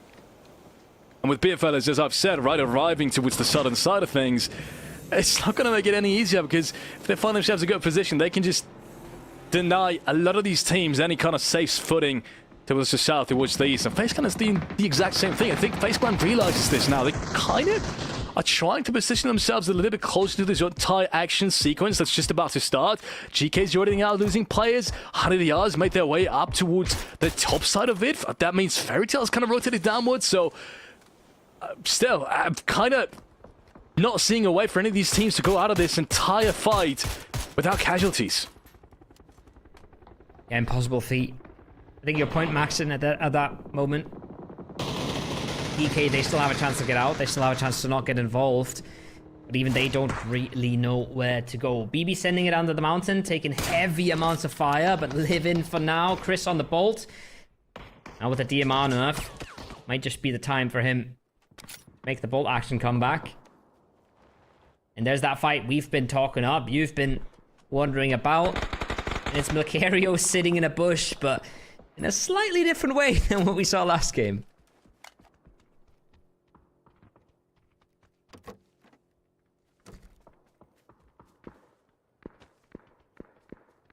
Ascent keeps on thinking, where are we going to get these frags from? Because just everyone around them is kind of decimating themselves. Despite that, 45 players still alive. They might have to start a little bit later, but unless all of them make it through here, it's just going to be chaos on the other side of the hillside, and they'll have no vision towards this. X10's with one, X10's potentially with the second one, takes out P. Diddy as well. It's funny to get stranded by Spyro, but the damage has been done, and the rest of the players, they're kind of trying to rotate away. Brightside from one have been caught on that rotation as well. No chance for Fairy Tail. They've tried their very best with that many teams in Stadium. I'm even surprised right now. I still can't believe we've seen 5 teams in Stadium at the same time. There was just no way, really. It was down to pure coincidence whether or not they would have made it out on that rotation. And GK seems to just hold that site down. Seems to lock it down with Skittles now jumping into the mix as well. And Na'Vi scouting around with that BRDM. The fight's far from over. Hakimari gets set down by Sosed. Hadouken as well. Both being caught off guard by Sosed in his position. Must have found themselves a really great angle. But GK, with Diffix especially opening up towards the west end side, it could still be very dangerous for Na'Vi, despite them putting in so much work. Yeah, EK there as well. Just the second nail in that coffin. Skittles are getting launched into. VP now on the send. They clean up the beer fellas real quick. Now they're gonna lock horns with FaZe Clan. Don't they know exactly what they're rolling into? I'm not sure, but the nades are coming out, so I guess they do. Vex is in trouble. The rest of the team has abandoned him, so Luca can just run him down.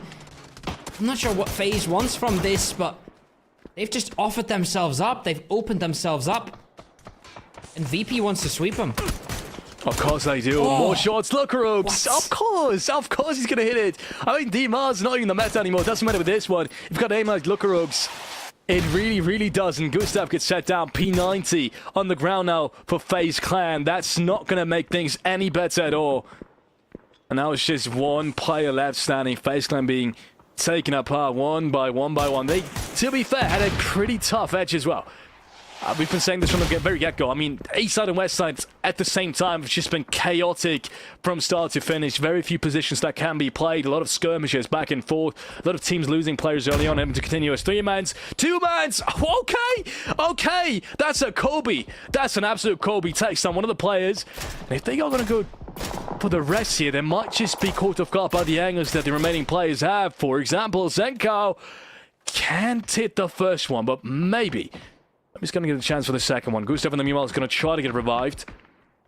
But with them changing positions, maybe VP's got a little bit more breathing room. Gonna have to start conserving ammo here. That's why he's tapping away so slowly. Shoots an SKS as if it was me. Ascent, meanwhile, first real test, and they're not looking good in it. Instantly losing 2. Aniko gets one back. Akeem. Not the last one for ADR. Gets his flush as well. And there's Wabuki falling. So now it's truly just Akeem. But what a disaster for Ascent. Oh, yeah. Oh, yeah. Losing 2 players just like that, in that position, specifically in that position, just should never have happened. They've had everything going for them over this one. This was the first challenge they've really faced in this one. And again, this was literally just a game ago, the very first time they've actually gained a significant amount of points. They still weren't in top 8 despite that win. So they need this. They need to make the best out of the last 2 plays they've got left. BP still stuck to the blue zone now, as Kryn has kind of collapsed on them. Want to clear out this edge as well. More shots into that boom. Means VP might get one more frag, but they will take over the blue zone. And the boom, by the looks of it, sits in a relatively safe position. Seems like he can be rezzed back up. So BB team, still looking for that big game. Navi's still in a good position as well to fight their way in. I think they know where GK is at. Yeah. And then Ascend on the far deep south side, which is 2 more players and the ridge line to play as well. Navi are using Fairest as the scout. sitting in a BRDM that has no gas left. But you can keep tabs on GK. They can get close. They can smoke their way there. And then they should be able to absolutely blow the heck out of this dip. There you can see it, Paris. Just the camera. That's all he is. He's just a camera. He's immobile. But there's lots of third-party shots coming in. Mainly from BB by the looks of things. Oh, there was a C4 in the hands of Akatori for a bit. But the nades come first. If they find one knock, they're flying in. So far, nothing yet.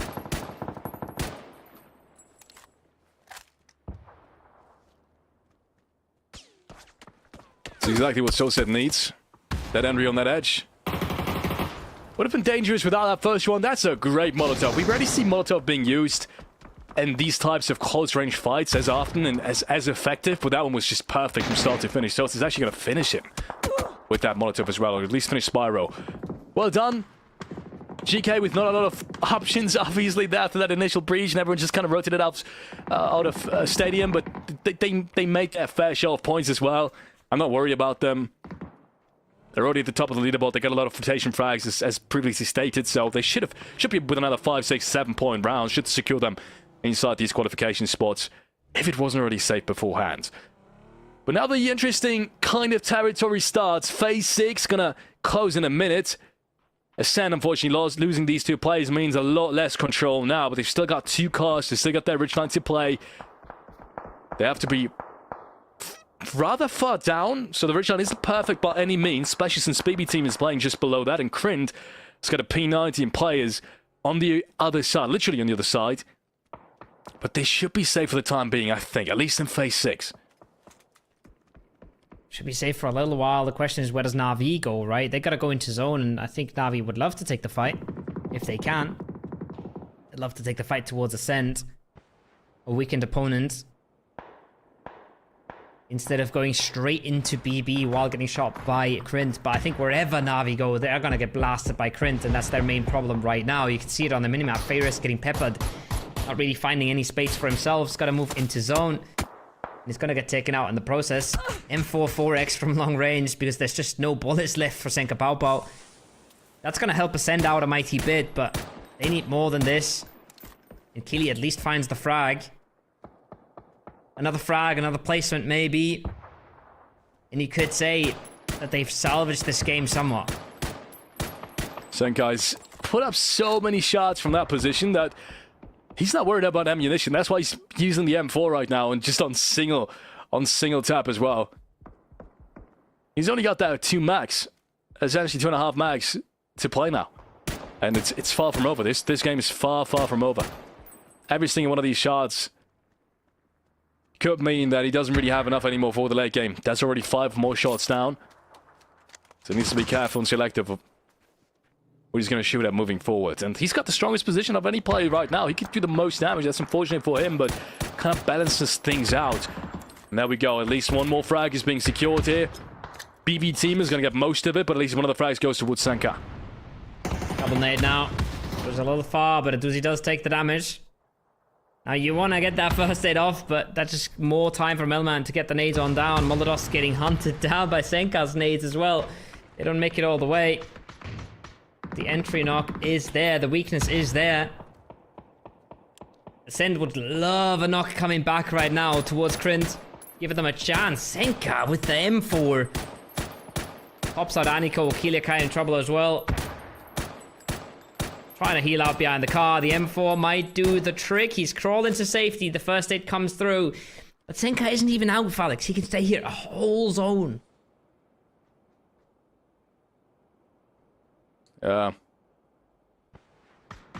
Ascend now tries to make the run. The boom is taking him down. It's just a matter of who's going to get that frag. Who's going to get this kill point.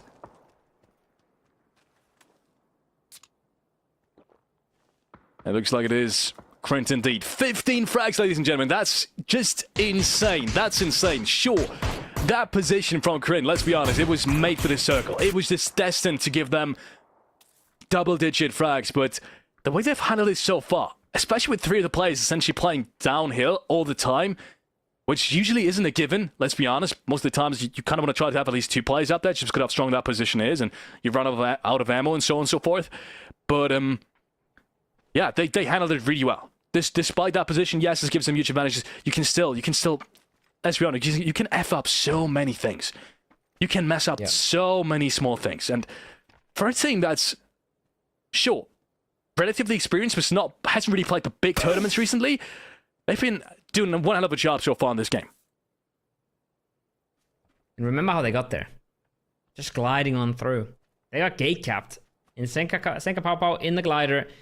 Got them the info that they needed. Got them into the zone. Into the compound.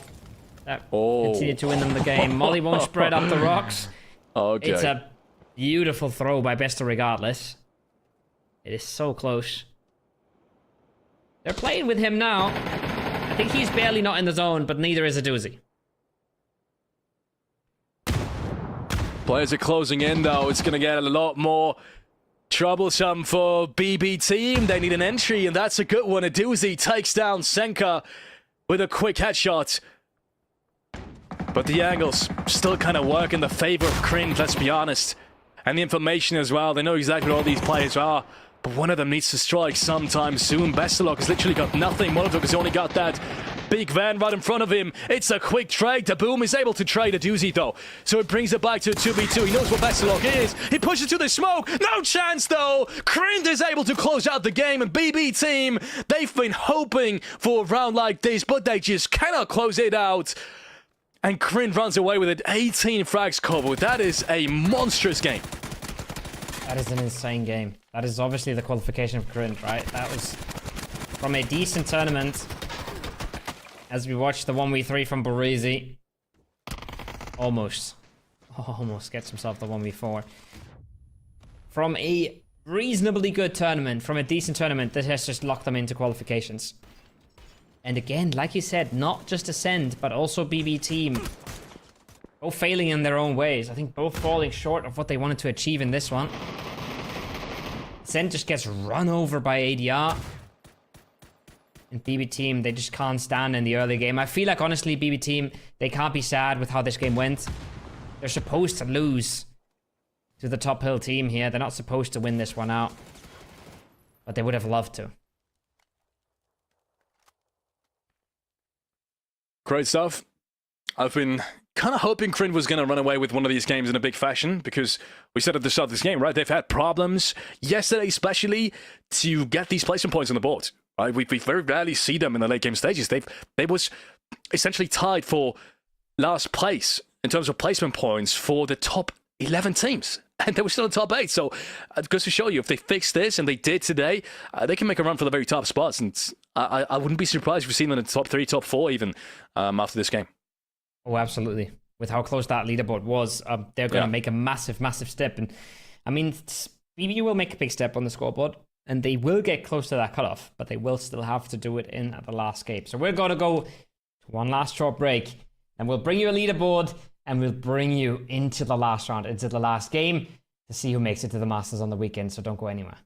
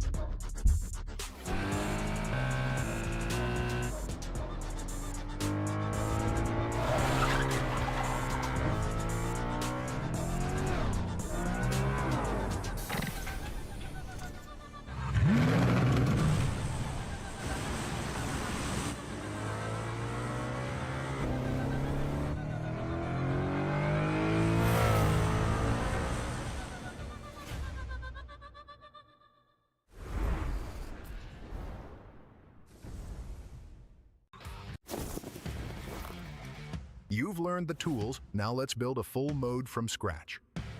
We'll walk through a simple game, 2 versus 2 Sniper TDM. A mode where 4 players form 2 teams and face off using only AWM. Step 1. Spawn Setup. First, place the player spawn devices where you want players to appear. This defines the starting line of your match. Step 2. Objective Logic. Set up a player event device to detect enemy kills and link it to a score manager device so your team earns points when you take down opponents. Step 3. Item Provide. Use the Item Provide device to equip spawning players with a AWM. Click Item Provide device and link player spawn devices to the action category. Don't forget to set the recipient as Activating Player. Step 4. Rule Setting. You can enable the respawn setting so players can come back after death and also set the point conditions required to win the match. Don't forget to set team count to 2 and team size to 2. This configuration will create 2 teams with 2 players each, making it perfect for a 2 versus 2 TDM setup. Step 5. Test and save. Hit F9 to save, then run a quick test. Tweak the pacing, check your triggers, and you're good to go. Remember, if you get stuck, load one of the sample modes to get inspired.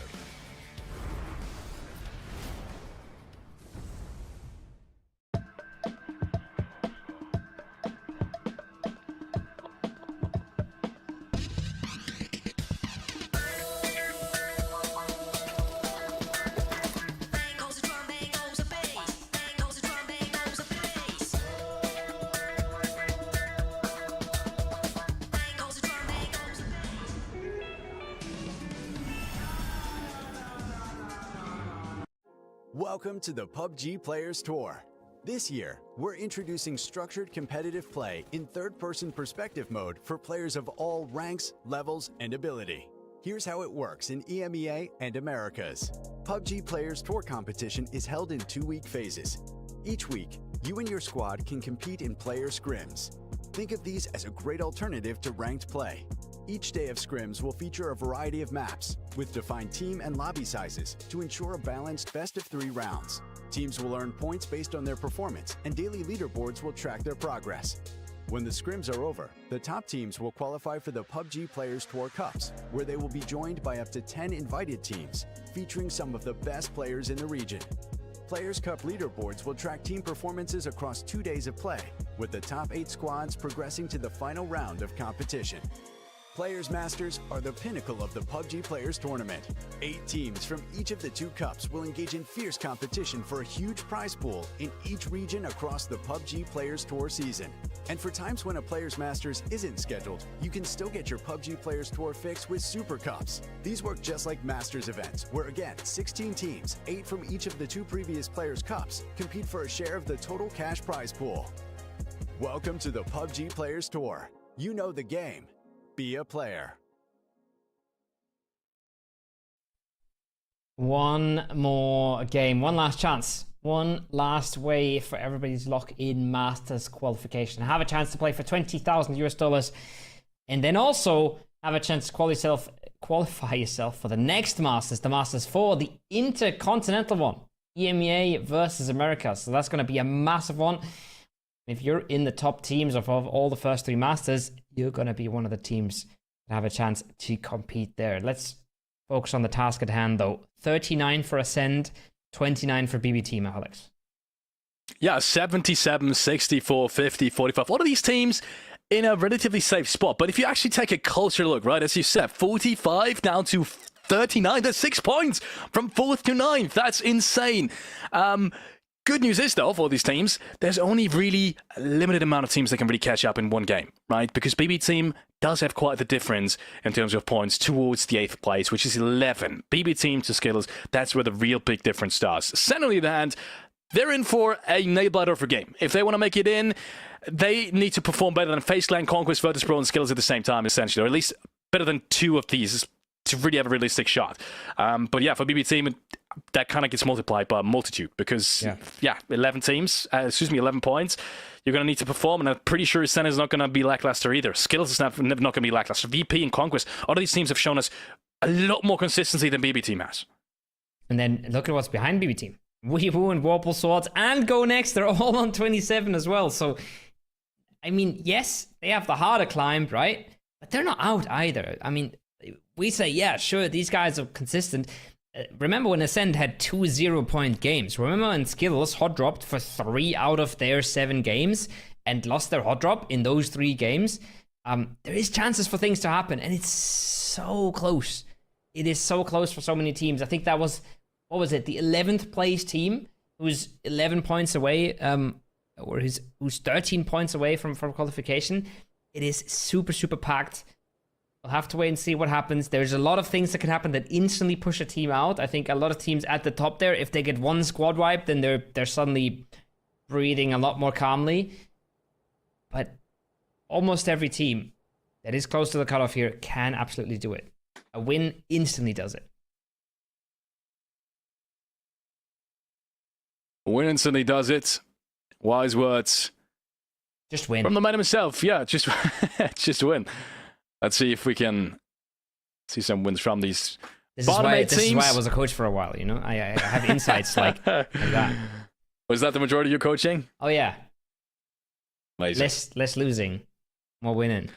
Yeah, that's why you're not a coach anymore. Shoot the enemy in the head. Amazing. Well, it did work out for Ascent for quite some time. Let's see if they can make it happen. We were winning. It didn't work when we were losing, so... The in-depth analysis shining on through. I'm feeling content though. I feel like Ascent's going to make it. I think they have a really good chance here, and the trend's been going up for them, right? So that's the good thing. Oh, for sure. The trend's been going down for some teams on the other side of the scoreboard, like the Skittles, who I think started the day on 36, something like that, and now they're on 40. So not as great for them. Not as great for a Virtus Pro. Not as great for a Conquest, whose game plan last game was drive a Dacia into a bush and sit in it. A lot of these teams that are still on the top have fallen down quite a bit. So momentum-wise, you could argue for Ascend, but then again, they had it in the last game. And they honestly, I don't want to say they threw it, but they really just got overwhelmed. They just had no idea ADR was coming, and suddenly their game was done. Yeah. Yeah, I couldn't agree more. Baby team is the big talking point here, though. One of the global partner teams that has been really lackluster. More than just Ascent, just yesterday, but especially today as well, right? Ascent has kind of brought it back. They've kind of made up for these, let's just call it like they were, like horrible games in the first 3 yesterday. Just absolutely abysmal. But Baby team hasn't really made up for that, right? The one big chance they had of winning, which was last game, they unfortunately couldn't take. And the game before them couldn't take either. They lost against Ascent. The Taker was the big backbreaker for me, because that was when they had a good circle, they had a good split, and then ADR drops on their head and just closes them out, essentially. That would have been the game where they could have come back. That would have been the game where they at least make it into top 8, and then all they have to do is defend and play decently. But yeah, this last game, I'm not even sure if they could have done much better. I feel like they had a bad spot and they got themselves a good second place, but that game 2 today, for example, yeah, that was super rough. Yeah, and then what is VP doing, by the way? They're swimming after Skittles. Yeah, look, Rooks, I'm not sure. Seeing it picked up on the other side, is he? No, I think they're actually kind of trying to engage this. And Looker is supposed to be the lurk player, I guess. I mean, that's the only real reason I can think of why he's in the position that he is. Can imagine VP stopping in this ridge line now and trying to get an angle on Skittles and try to start this fight, try to get an entry. Because otherwise, Lucarus is in for a long, long run. But if he would run up on them now, once again, that would be kind of a good idea of starting this fight. Where's the 4th player, though? Is he still in the city? Luden. Yeah. Oh, okay. Well. Actually, he needs to find Sloy here, and then that's a good start to things. Or maybe find Hakimari, because Sloy seems to be leaving. Turn around. I don't think he has an idea. And I feel like Hakimari might have just hurt the steps as well, so... it's going to turn on its head here. If VP's not careful. And then they would almost certainly be out. Not almost certainly. Okay, I'm fishing here, but... And they could easily go out. Yeah. Just a couple points needed from the teams below them. Yeah, just and if the teams below them... Yeah, and especially if Ascent knows this is going to be much more easier to get like 3-4 points, right? Yeah. That's the big part. But yeah, I mean, I'm still surprised. I still don't. I'm still confused as to why VP or like what was the thinking process behind this. But they really want to catch someone off guard apparently, and Skittle's just not having it. Alright, Lucarix's code of guard. Kind of reverse card being played there. He thought he was doing to Sloy what Sloy did to him, but yeah, no chance. Sloy just takes him out, picks him up just like that, easy. One does not simply catch the Skittles off guard. Luca learns the hard way. Now Nyx is about to roll into a compound where 4 without dope players are not peeking the windows, maybe? And then suddenly... Yeah.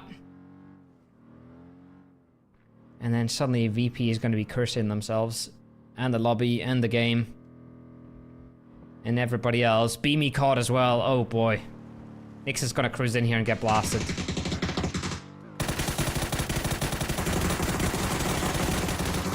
Oh, no way.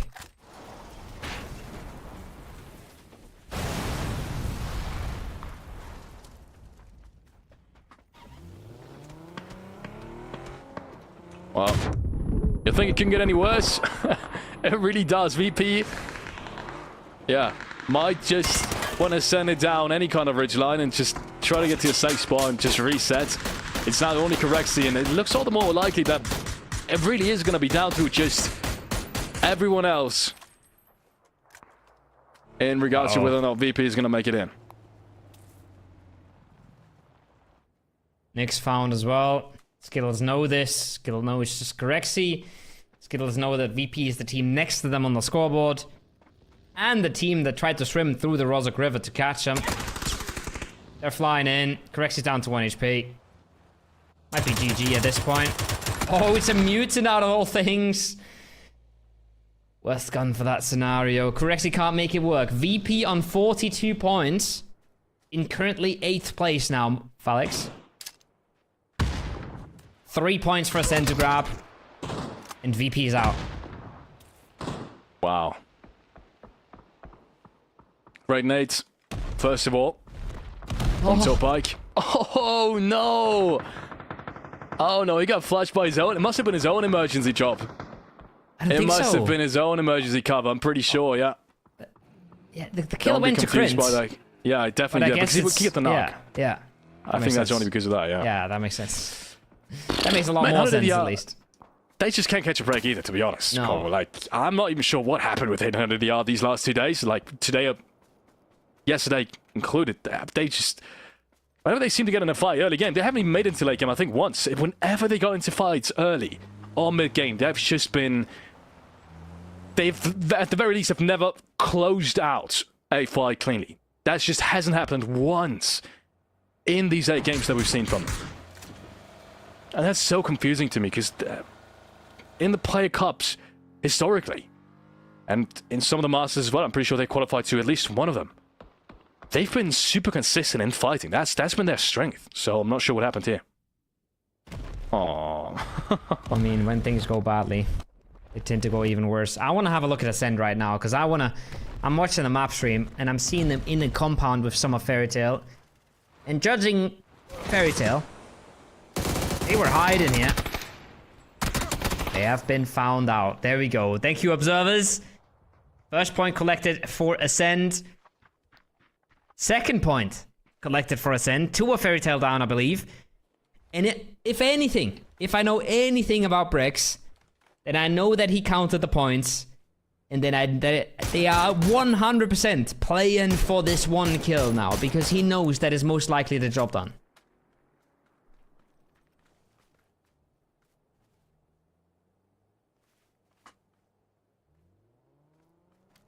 There we have it. Shandon. And a big split. Don't be confused. Guys, he's not technically alone here. There's no one in Saberni, and they made sure of that. But I think he's getting the info just about now that there might be people coming in. The rest of his team is actually in the cross-section, just south of Saberni. So until Saberni stays clear, it's actually a pretty good split. The only thing I'm just a tiny bit confused on as to why they left Saberni that far open. I think they're not expecting him to rotate into the northeast. Otherwise, they can't really explain it to me. There's a Mel. Kirkai goes even further.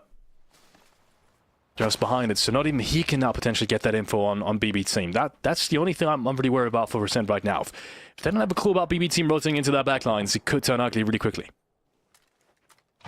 I think that's the main thing, right? That's the main thing, the knowledge. I think giving up Saverni is completely fine.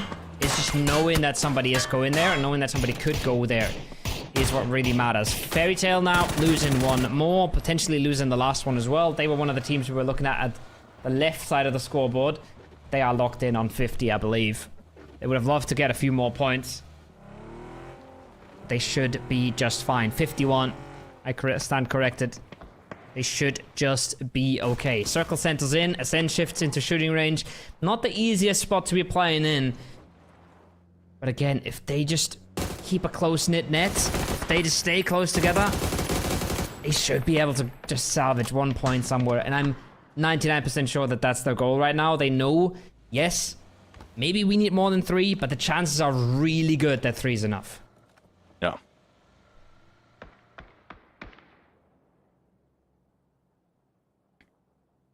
Mathematically really unlikely that so many teams are going to overtake you.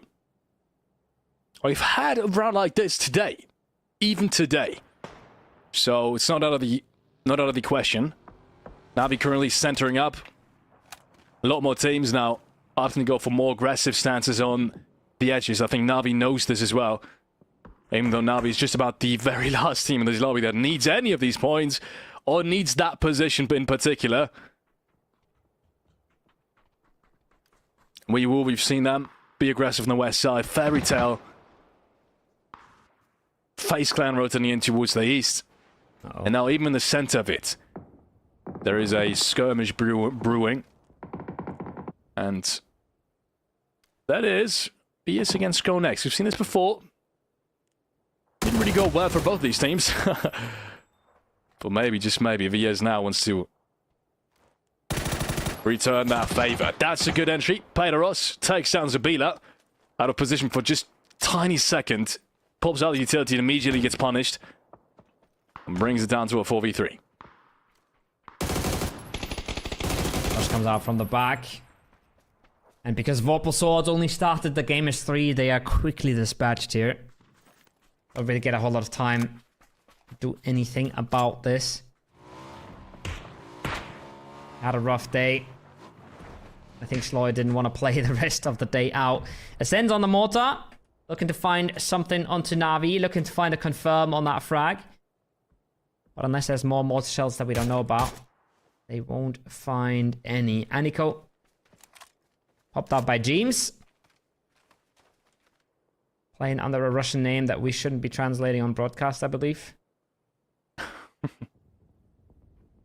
But they just should get that res. It's a tricky spot to be playing, though. Shooting range is not easy to play. And I'm almost a little worried for Ascent. Yeah, it's a tough position to roll it out of if it does go up towards the northern side. If it shifts away from them, weirdly enough, I feel like I have more confidence in them rotating out and just making something off of that position. But if it centers up on you, there's so much stuff that can go wrong, and so many teams are going to try and aim for your positions. Towards the edges of the fences, south of shooting range, towards the east, towards that dip, and just towards the bunker. You can't really hold it as a four-man team. And Ascent is kind of prone sometimes to give away these center spots in a very stupid fashion. We've seen this happen today even, right? Just last game, we've seen them essentially center compound. You have all you need. 2 players out of position, boom. You kind of lose that game off the back of that. So with this position and the center, once again, landing straight on top of them, you might think this is a good one, but not with that position. I'm not as convinced right now that this is a perfect position for Ascent just yet. If they were where BB is right now, then I wouldn't be worried at all. I wouldn't mind a single bit. But completely agree. Completely different spot to be played in. Tons of reses now coming in for a lot of these teams. Wubuki flying on in, as is Brightside, as is the Boom. For Krint. Brightside just cruising through the middle of the zone, aiming for a shack, aiming for Saverni, but Brex is getting breached. He's got the P90. That's the reason he is here. That's the reason he's feeling confident, but he can't overstep. He can't miss on this. Quick backup is there, though. Keely's there. Yeah, but they still need to hold this, and we've seen this go wrong. Just one knock is being needed. Killy, he needs to get that second player down that just approached him. Killy, I think he got both of them. Oh, this is insane. Ascend is just holding this down as a two-man. And this is what we talked about. These positions, they can go wrong so very fast, but Ascend says not today. We're not going to choke this last game, and they hold on through. And that's one team that's going to try and breach you and try to take away that position already taken apart. And not only that, 4 frags off the back of that, make that 5 in general. That's a good start now for Ascend, and they catapult themselves into the top 8. Question is, can they stay there?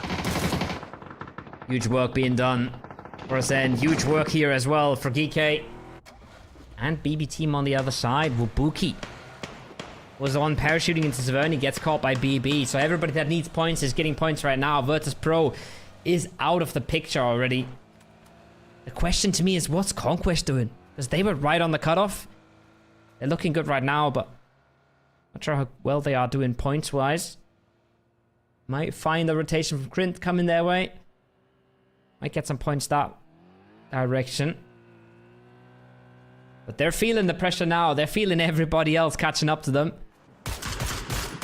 While they're just enjoying a quiet northwestern side.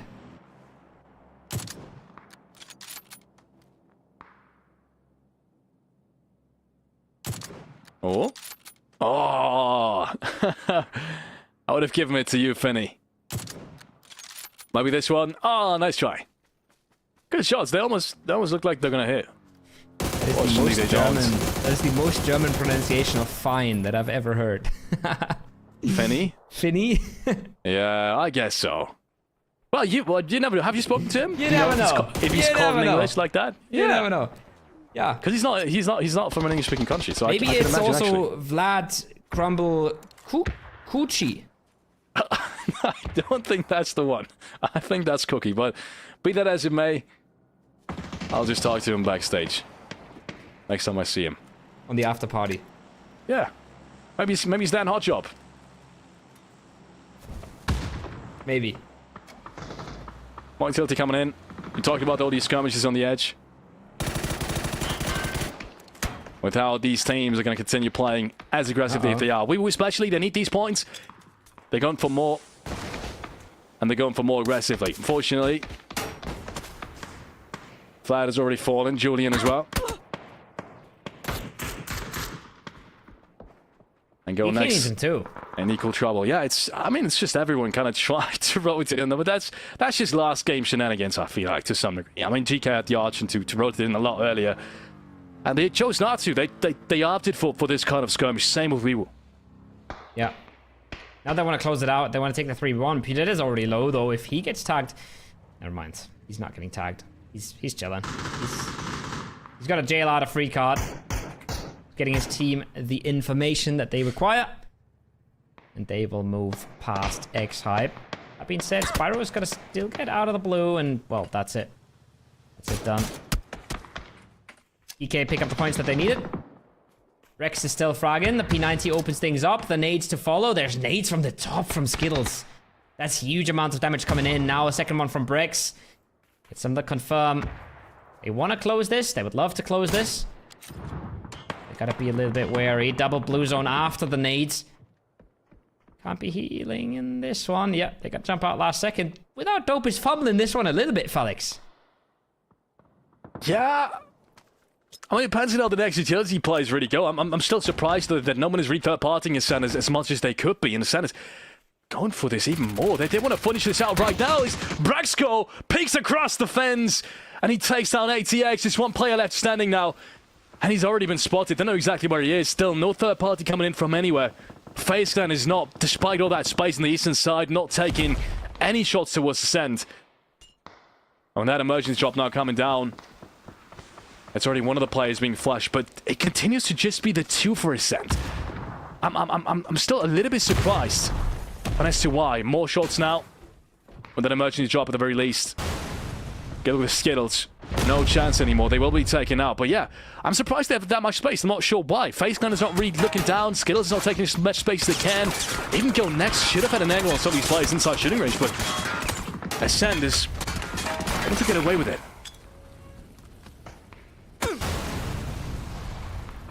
Interesting approach as well with the emergency covers offensively. But I suppose it can work when you're blowing up a lot of vehicles, right? You're not most of the time going to hit a lot of players, but you're blowing up the cars. It might work out either way. Ascend. Putting in the work. What's BB team doing? Are they doing enough? Are they doing enough for a top 8? Because I feel like it's... everybody's putting points on the board, right? Skittles are. Conquest is still in it. DK got their fair share. FaZe is still alive. Everybody that was at that cutoff on the top side of it is putting in the points. And BB is still sitting quietly. FaZe Clan is going to need to make a big move now. So does Skittles. Go next. Has been blessed with the circles, able to get one of these dibs towards the west of shooting range.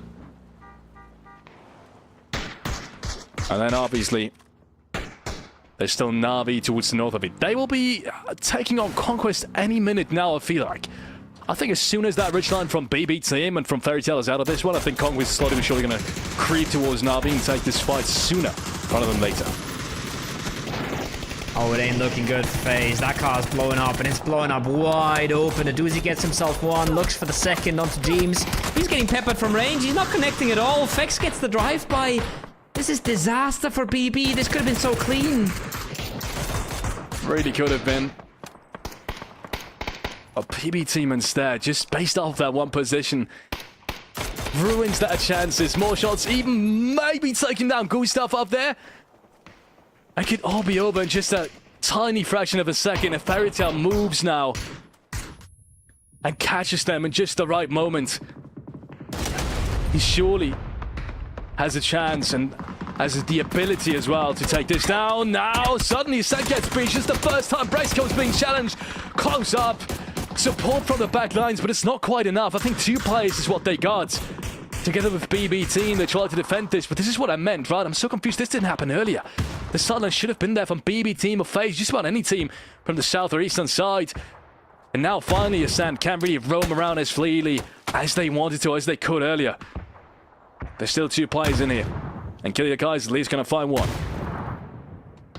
Fishing more with the nades as well. The whole server just blew up, apparently. Na'Vi just died. FaZe just died. Airtail 1 alive. Conquest looking to do more. Healy wants to close it out, but he's soon going to be in a 1v2 again. When Hadouken gets down from there, or at least gets to peek on over. Not sure how aware Healy is that it's still 3. I feel like he's playing this as a 1v1. The rest of the squad knows, though, and Aniko is surely able to tell him that this is a threat. What does he do with it, though? He still wants to close this out before the rest comes through.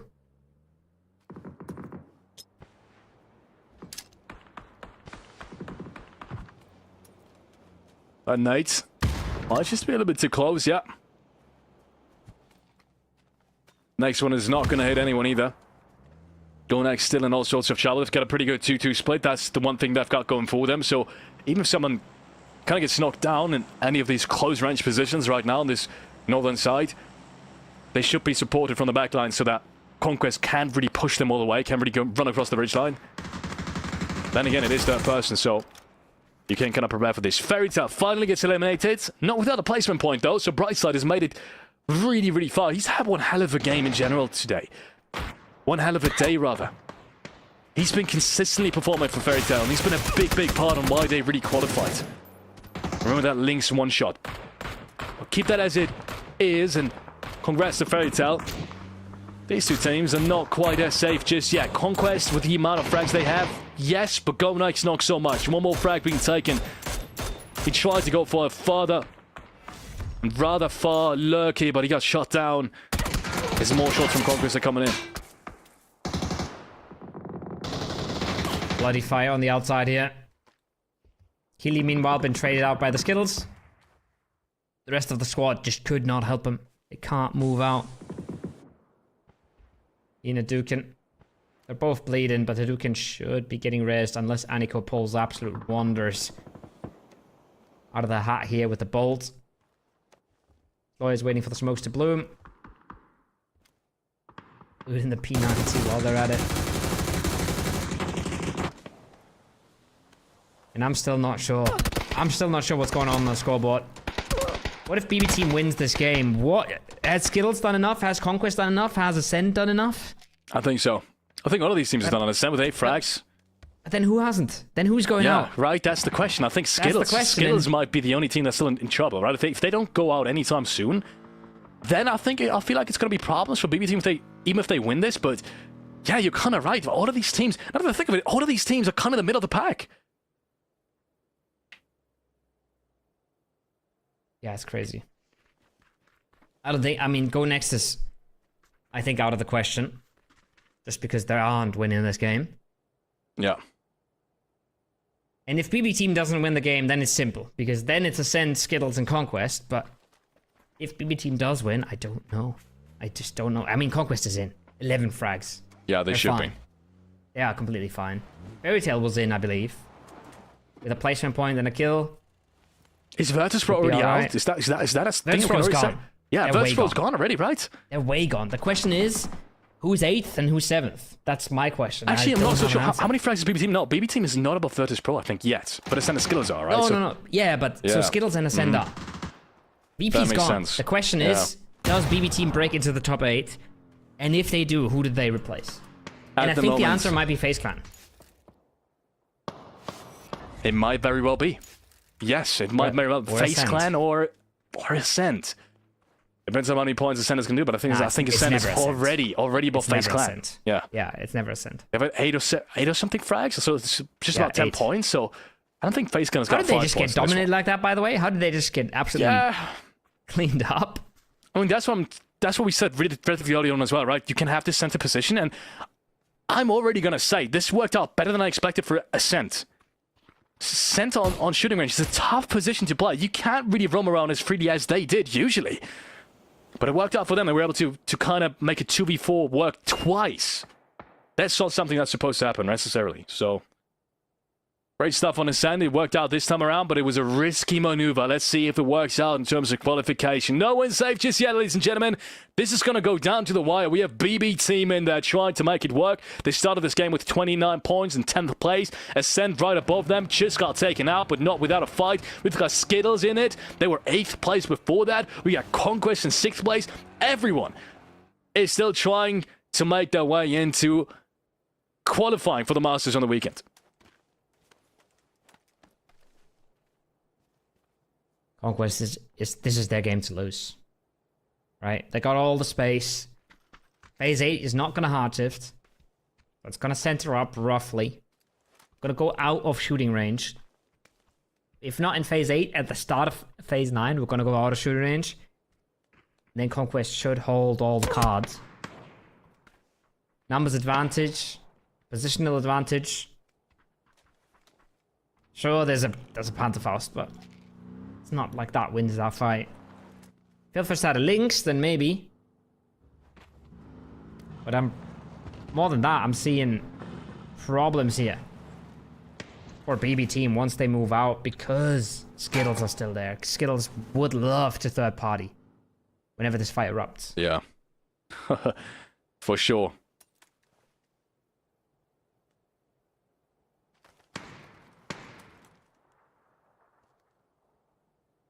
Go next. Still in the midst of all of that. But realistically right now, just judging by the zone, BB Team is going to need to move in, and as the very first team to do so, they're going to be stuck in between Skittles and Conquest, unless they commit straight to shooting range, which would kind of would be what I would do, but I would have done that already. Kind of need to take that fight straight on and then play the rich line from shooting range and play out of shooting range. But they haven't done so just yet, so I'm kind of confused in what they're waiting for. Because rotating straight in, let's be honest, you're just going to be shot by Skittles, and you're going to be shot by Conquest. Conquest's not going to allow anyone to play outside just yet. The angles are too good. They've got man advantage. So I'm confused as to why BB Team is trying to smoke their way in and just play this one straight on. Then again, it is BB Team. You can never underestimate BB Team. So it might as well just work. Double nade onto Anthus. Would have found the mark if he stuck around on the rock. That was the attempt. But now, exactly what we telegraphed, right? It's clear that Skittles want to third party this, and they will now.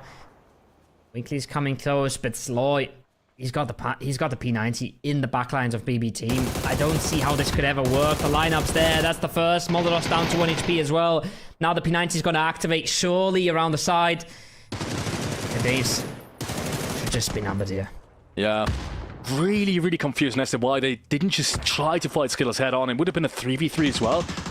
I mean, they surely tracked the kill feed, so they must have known this was going to be a way safer option, but then again, maybe the path thing just really wasn't as optimal. Or we have some kind of information that they have that, you know, we don't. Either way, Skittles, with an opening now to Cramsey. This is what they need. This is a good start. 3v3 now, they're bringing it back. They've skilled up that ridge line for the time being, but sometime soon they're going to need to move out. I think Winkley has just been spotted. Surely has been. P90 still will be a problem. Lucario abusing the ghillie a little bit, and it does seem to be working. But he would have to catch Lloyd to really have an impact here.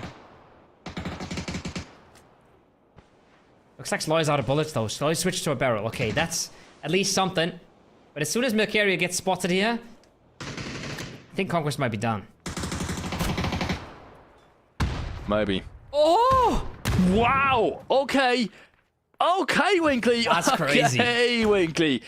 Well, if you hit shots like that, then sure, you can win a 14 frag game. Lucario's being spotted out as well. He's been leading the charge coming off of yesterday. So he's not to be underestimated either. Can still turn this thing around. He's still got the growth. He's got that level 3 gear, if I'm not mistaken. Some more chances, but the chances are dwindling so very fast. But Blue Zone is moving. He's still stuck behind that zone, and they've taken most of it. More shots now from the sidelines. Habukin is there. Hadouken is there, but he doesn't even get to finish it. Sly is there. Winkley finally tries him out, but not without losing a bit of HP on his own. With the last one player now being spotted out, it's just going to be another quick trade. And Skittles, oh my, what have they just done? 17 frags. And that's not even the biggest round we've had today. Nope. But they lock the heck in. Skittles when they contest, not the greatest, but when they really try, they just dominate. I'm still a bit shocked by BB team though. I feel like they got nothing going, and here in this end game, it looked like they could just not get anything going either. They didn't explode. They didn't go aggressive. They tried to sit and set themselves in between two teams, and it was never going to work. It's not the BB team we know. That's a world-class team. They've won global LANs this year. I'm just surprised. I don't really know what's going on. The only reason in my mind as to why they didn't come in and Skittles into shooting range is that they thought it was two teams on the outside playing still, and that it wasn't entirely Conquest. That's the only reason I could imagine. Because then that means that there isn't this one sandwich positions they would get into, because everyone else kind of just holds each other. And then Skittles kind of needs to move out soon, and then, you know, maybe they can get in between these teams and, you know, find themselves a ridge line. The ridge line, they essentially Skittles played in the end, which was actually, in hindsight, essentially the strongest ridge line. So if BB team would have made it out alive, and there would have been two teams on the outside, they could have played this ridge line in the later stages, and they would have probably had a lot more survivability. But unfortunately, that didn't happen, and BB team is 99% sure not going to be in the Masters, and they won't qualify this 100%. week. It was bound to happen. It was bound to happen. There was bound to be one upset, is what I wanted to say, and apparently it hit BB team. Yeah, I mean, it was the likely bet coming into the games today, but this again, I think this was the game that broke their back. This was the game that they could have done a lot in and didn't really get it going. Conquest. A lot of unfortunate runovers on the Tego, apparently. But Conquest with a huge last game as well. Locking qualification, no problem for them at all. Plenty of teams with pop-offs today. We saw a Fairy Tail pop-off. We saw an, well, not an Ascend pop-off, but we saw a solid Ascend today. No comparison to yesterday's. We saw a Krint pop-off in that rondo. Granted, the circle was massive for them, right? That mountaintop was absolutely massive, but they played a good Tego as well, so I mean, hats off. That was one of the biggest plays today. Could have been so much bigger. 3K with the M4 as well. He didn't even get to reload. That was just textbook precision. He just absolutely destroyed anyone coming up that staircase. Beautiful building to defend this as well. But still, you need to hit these shots first of all against 2 shotguns as well. That's just not to be underestimated either. That's a tough feat. These are tough shots to kind of hit, and he did. And then we saw that big game. That BB team, unfortunately, couldn't close out. But the one that you said as well, I think rightfully so, that wasn't meant to be won by BB team. It was meant to be a good game for BB team. It was. But they weren't meant to win it. Cringe was, and they did. Yeah. Sad times for VP as well. I mean, we talked about 1 upset, right? That's 2 upsets right there. And then I'm 99% that VP is out. Together with BB team. And that was a team that I would have locked in 100% of the time. Honestly, both of them. FaZe Clan, they also cut it close. Not a great last game for them. They drive by a doozy, but that's about it. And they are at least making their fans sweat. That's how close it was for sure. Yeah. There we go. Ladies and gentlemen, qualified to the Player Masters, I can happily introduce to you, these are the teams that we will see this very weekend in the Masters, accommodated by a much bigger lineup than just us. Win or die, FUT Esports. Obviously, 888, Hope, Hive that we've seen last weekend, actually, rather during the last week, and that has surprised me, to be honest, much. I've talked about them plenty of times in the Play Cups. Slam G, also, not as much of a surprise as Hive, maybe, but a team that's performing very, very consistently. SQU and Saint, the 2 rather underdogs in this lobby that we will see this weekend. Yeah. Navi, obviously the big name. Skittles, CRNT, Conquest, Fairy Tail has made it in as well. GK, Ascend, and FaZe Clan has actually stayed inside. Ladies and gentlemen, that is the biggest upset because BB team, I think that must have been a couple points difference there towards the bottom leaderboard. BB team couldn't close it out. And we'll take a look. Oh, actually, it's been Virtus Pro that's been knocked out as well. 42. Yeah. Okay. Yes. It was always when they died to Skittles and Ascent passed them, Virtus Pro was already in 9th. The only question was, can BB team lock it in? And if BB team wins that game, then they beat out FaZe Clan, but they just couldn't win it. And honestly, it wasn't an easy game to win. They weren't in a position to do so. Just wasn't something that stopped them in the past. Yeah. But yeah, VP and BB both gone, both out. Teams like Conquest, Skittles, Krint, they can feel pretty good about themselves. They've just survived in an incredibly stacked lobby here. Really well played.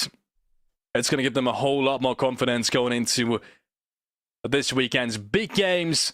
Obviously, the whole slate is going to be reset. Everyone's going to start at 0. But knowing that you've performed better than BP and BB team going into these games is just going to be massive. And congrats to Zen, on the other hand. They've made essentially the biggest comeback. I kind of want to say they've made the biggest comeback out of all these teams, for sure. Yeah. They started up yesterday in what, the 14th place? And they brought it back 12 points to 49. That's a feat that isn't easily accomplished. Look at VP, look at BB team. I really didn't think it was going to be realistic for VP to drop out of these top 8. But apparently they did. And also, obviously, congrats to Gonex Esports, to Weewu, to Vorpal Swords for Without Dope, to BFL Sonic ADR. You haven't obviously made it into these top 8, but you've played fantastic games, and I think it's definitely more experience going your way, and you can be proud of yourself. I think everybody can be proud of themselves to have withheld in this lobby, to have played some good games, to have shown some signs of brilliance. And not everybody can qualify, right? It's always rough. Somebody's got to be bottom 8. Somebody's going to be the last in the lobby in every single tournament. And sometimes that is going to be you. But I think they've played a massive tournament. I think a lot of the big dogs are going to be surprised of how hard this was. Even in Ascent, just sneaking in there at the end. A FaZe Clan being lucky almost that they made it because BB team can't close out the games. Yeah. This was a harder lobby than a lot of teams expected. And that was because a lot of the underdog teams just showed up massively. Yeah, I think exactly the same way. Tough lobby. Great games today and yesterday as well. You can see even teams like Ascent was struggling. Virtus probably team didn't even make it in. I think that speaks in and for itself. So give it up for all these teams. Give it up for the top 8 today that have made it inside. Congratulations. You will be competing for a little bit more prize money than what we've seen. Much more prize money, actually, not just a little bit, much more prize money in the remainder of this week. So make sure to tune in starting Friday for this week's Masters. Yeah. 3rd Master of the year, 2nd last Master of the year as well. So this is the last one where you can try and qualify for the 4th Master. That's going to be the big one. 20k up on the weekend. 20k prize pool. That is no small chunk of cash. And The biggest teams are going to be playing there. The big teams who deserved it the most. And it's going to kick off on Friday. So that's where you can watch next. If you want to watch more of the PPT, you can watch Americas, starting in a few hours. Same channel. And yeah, until then, play some more PUBG.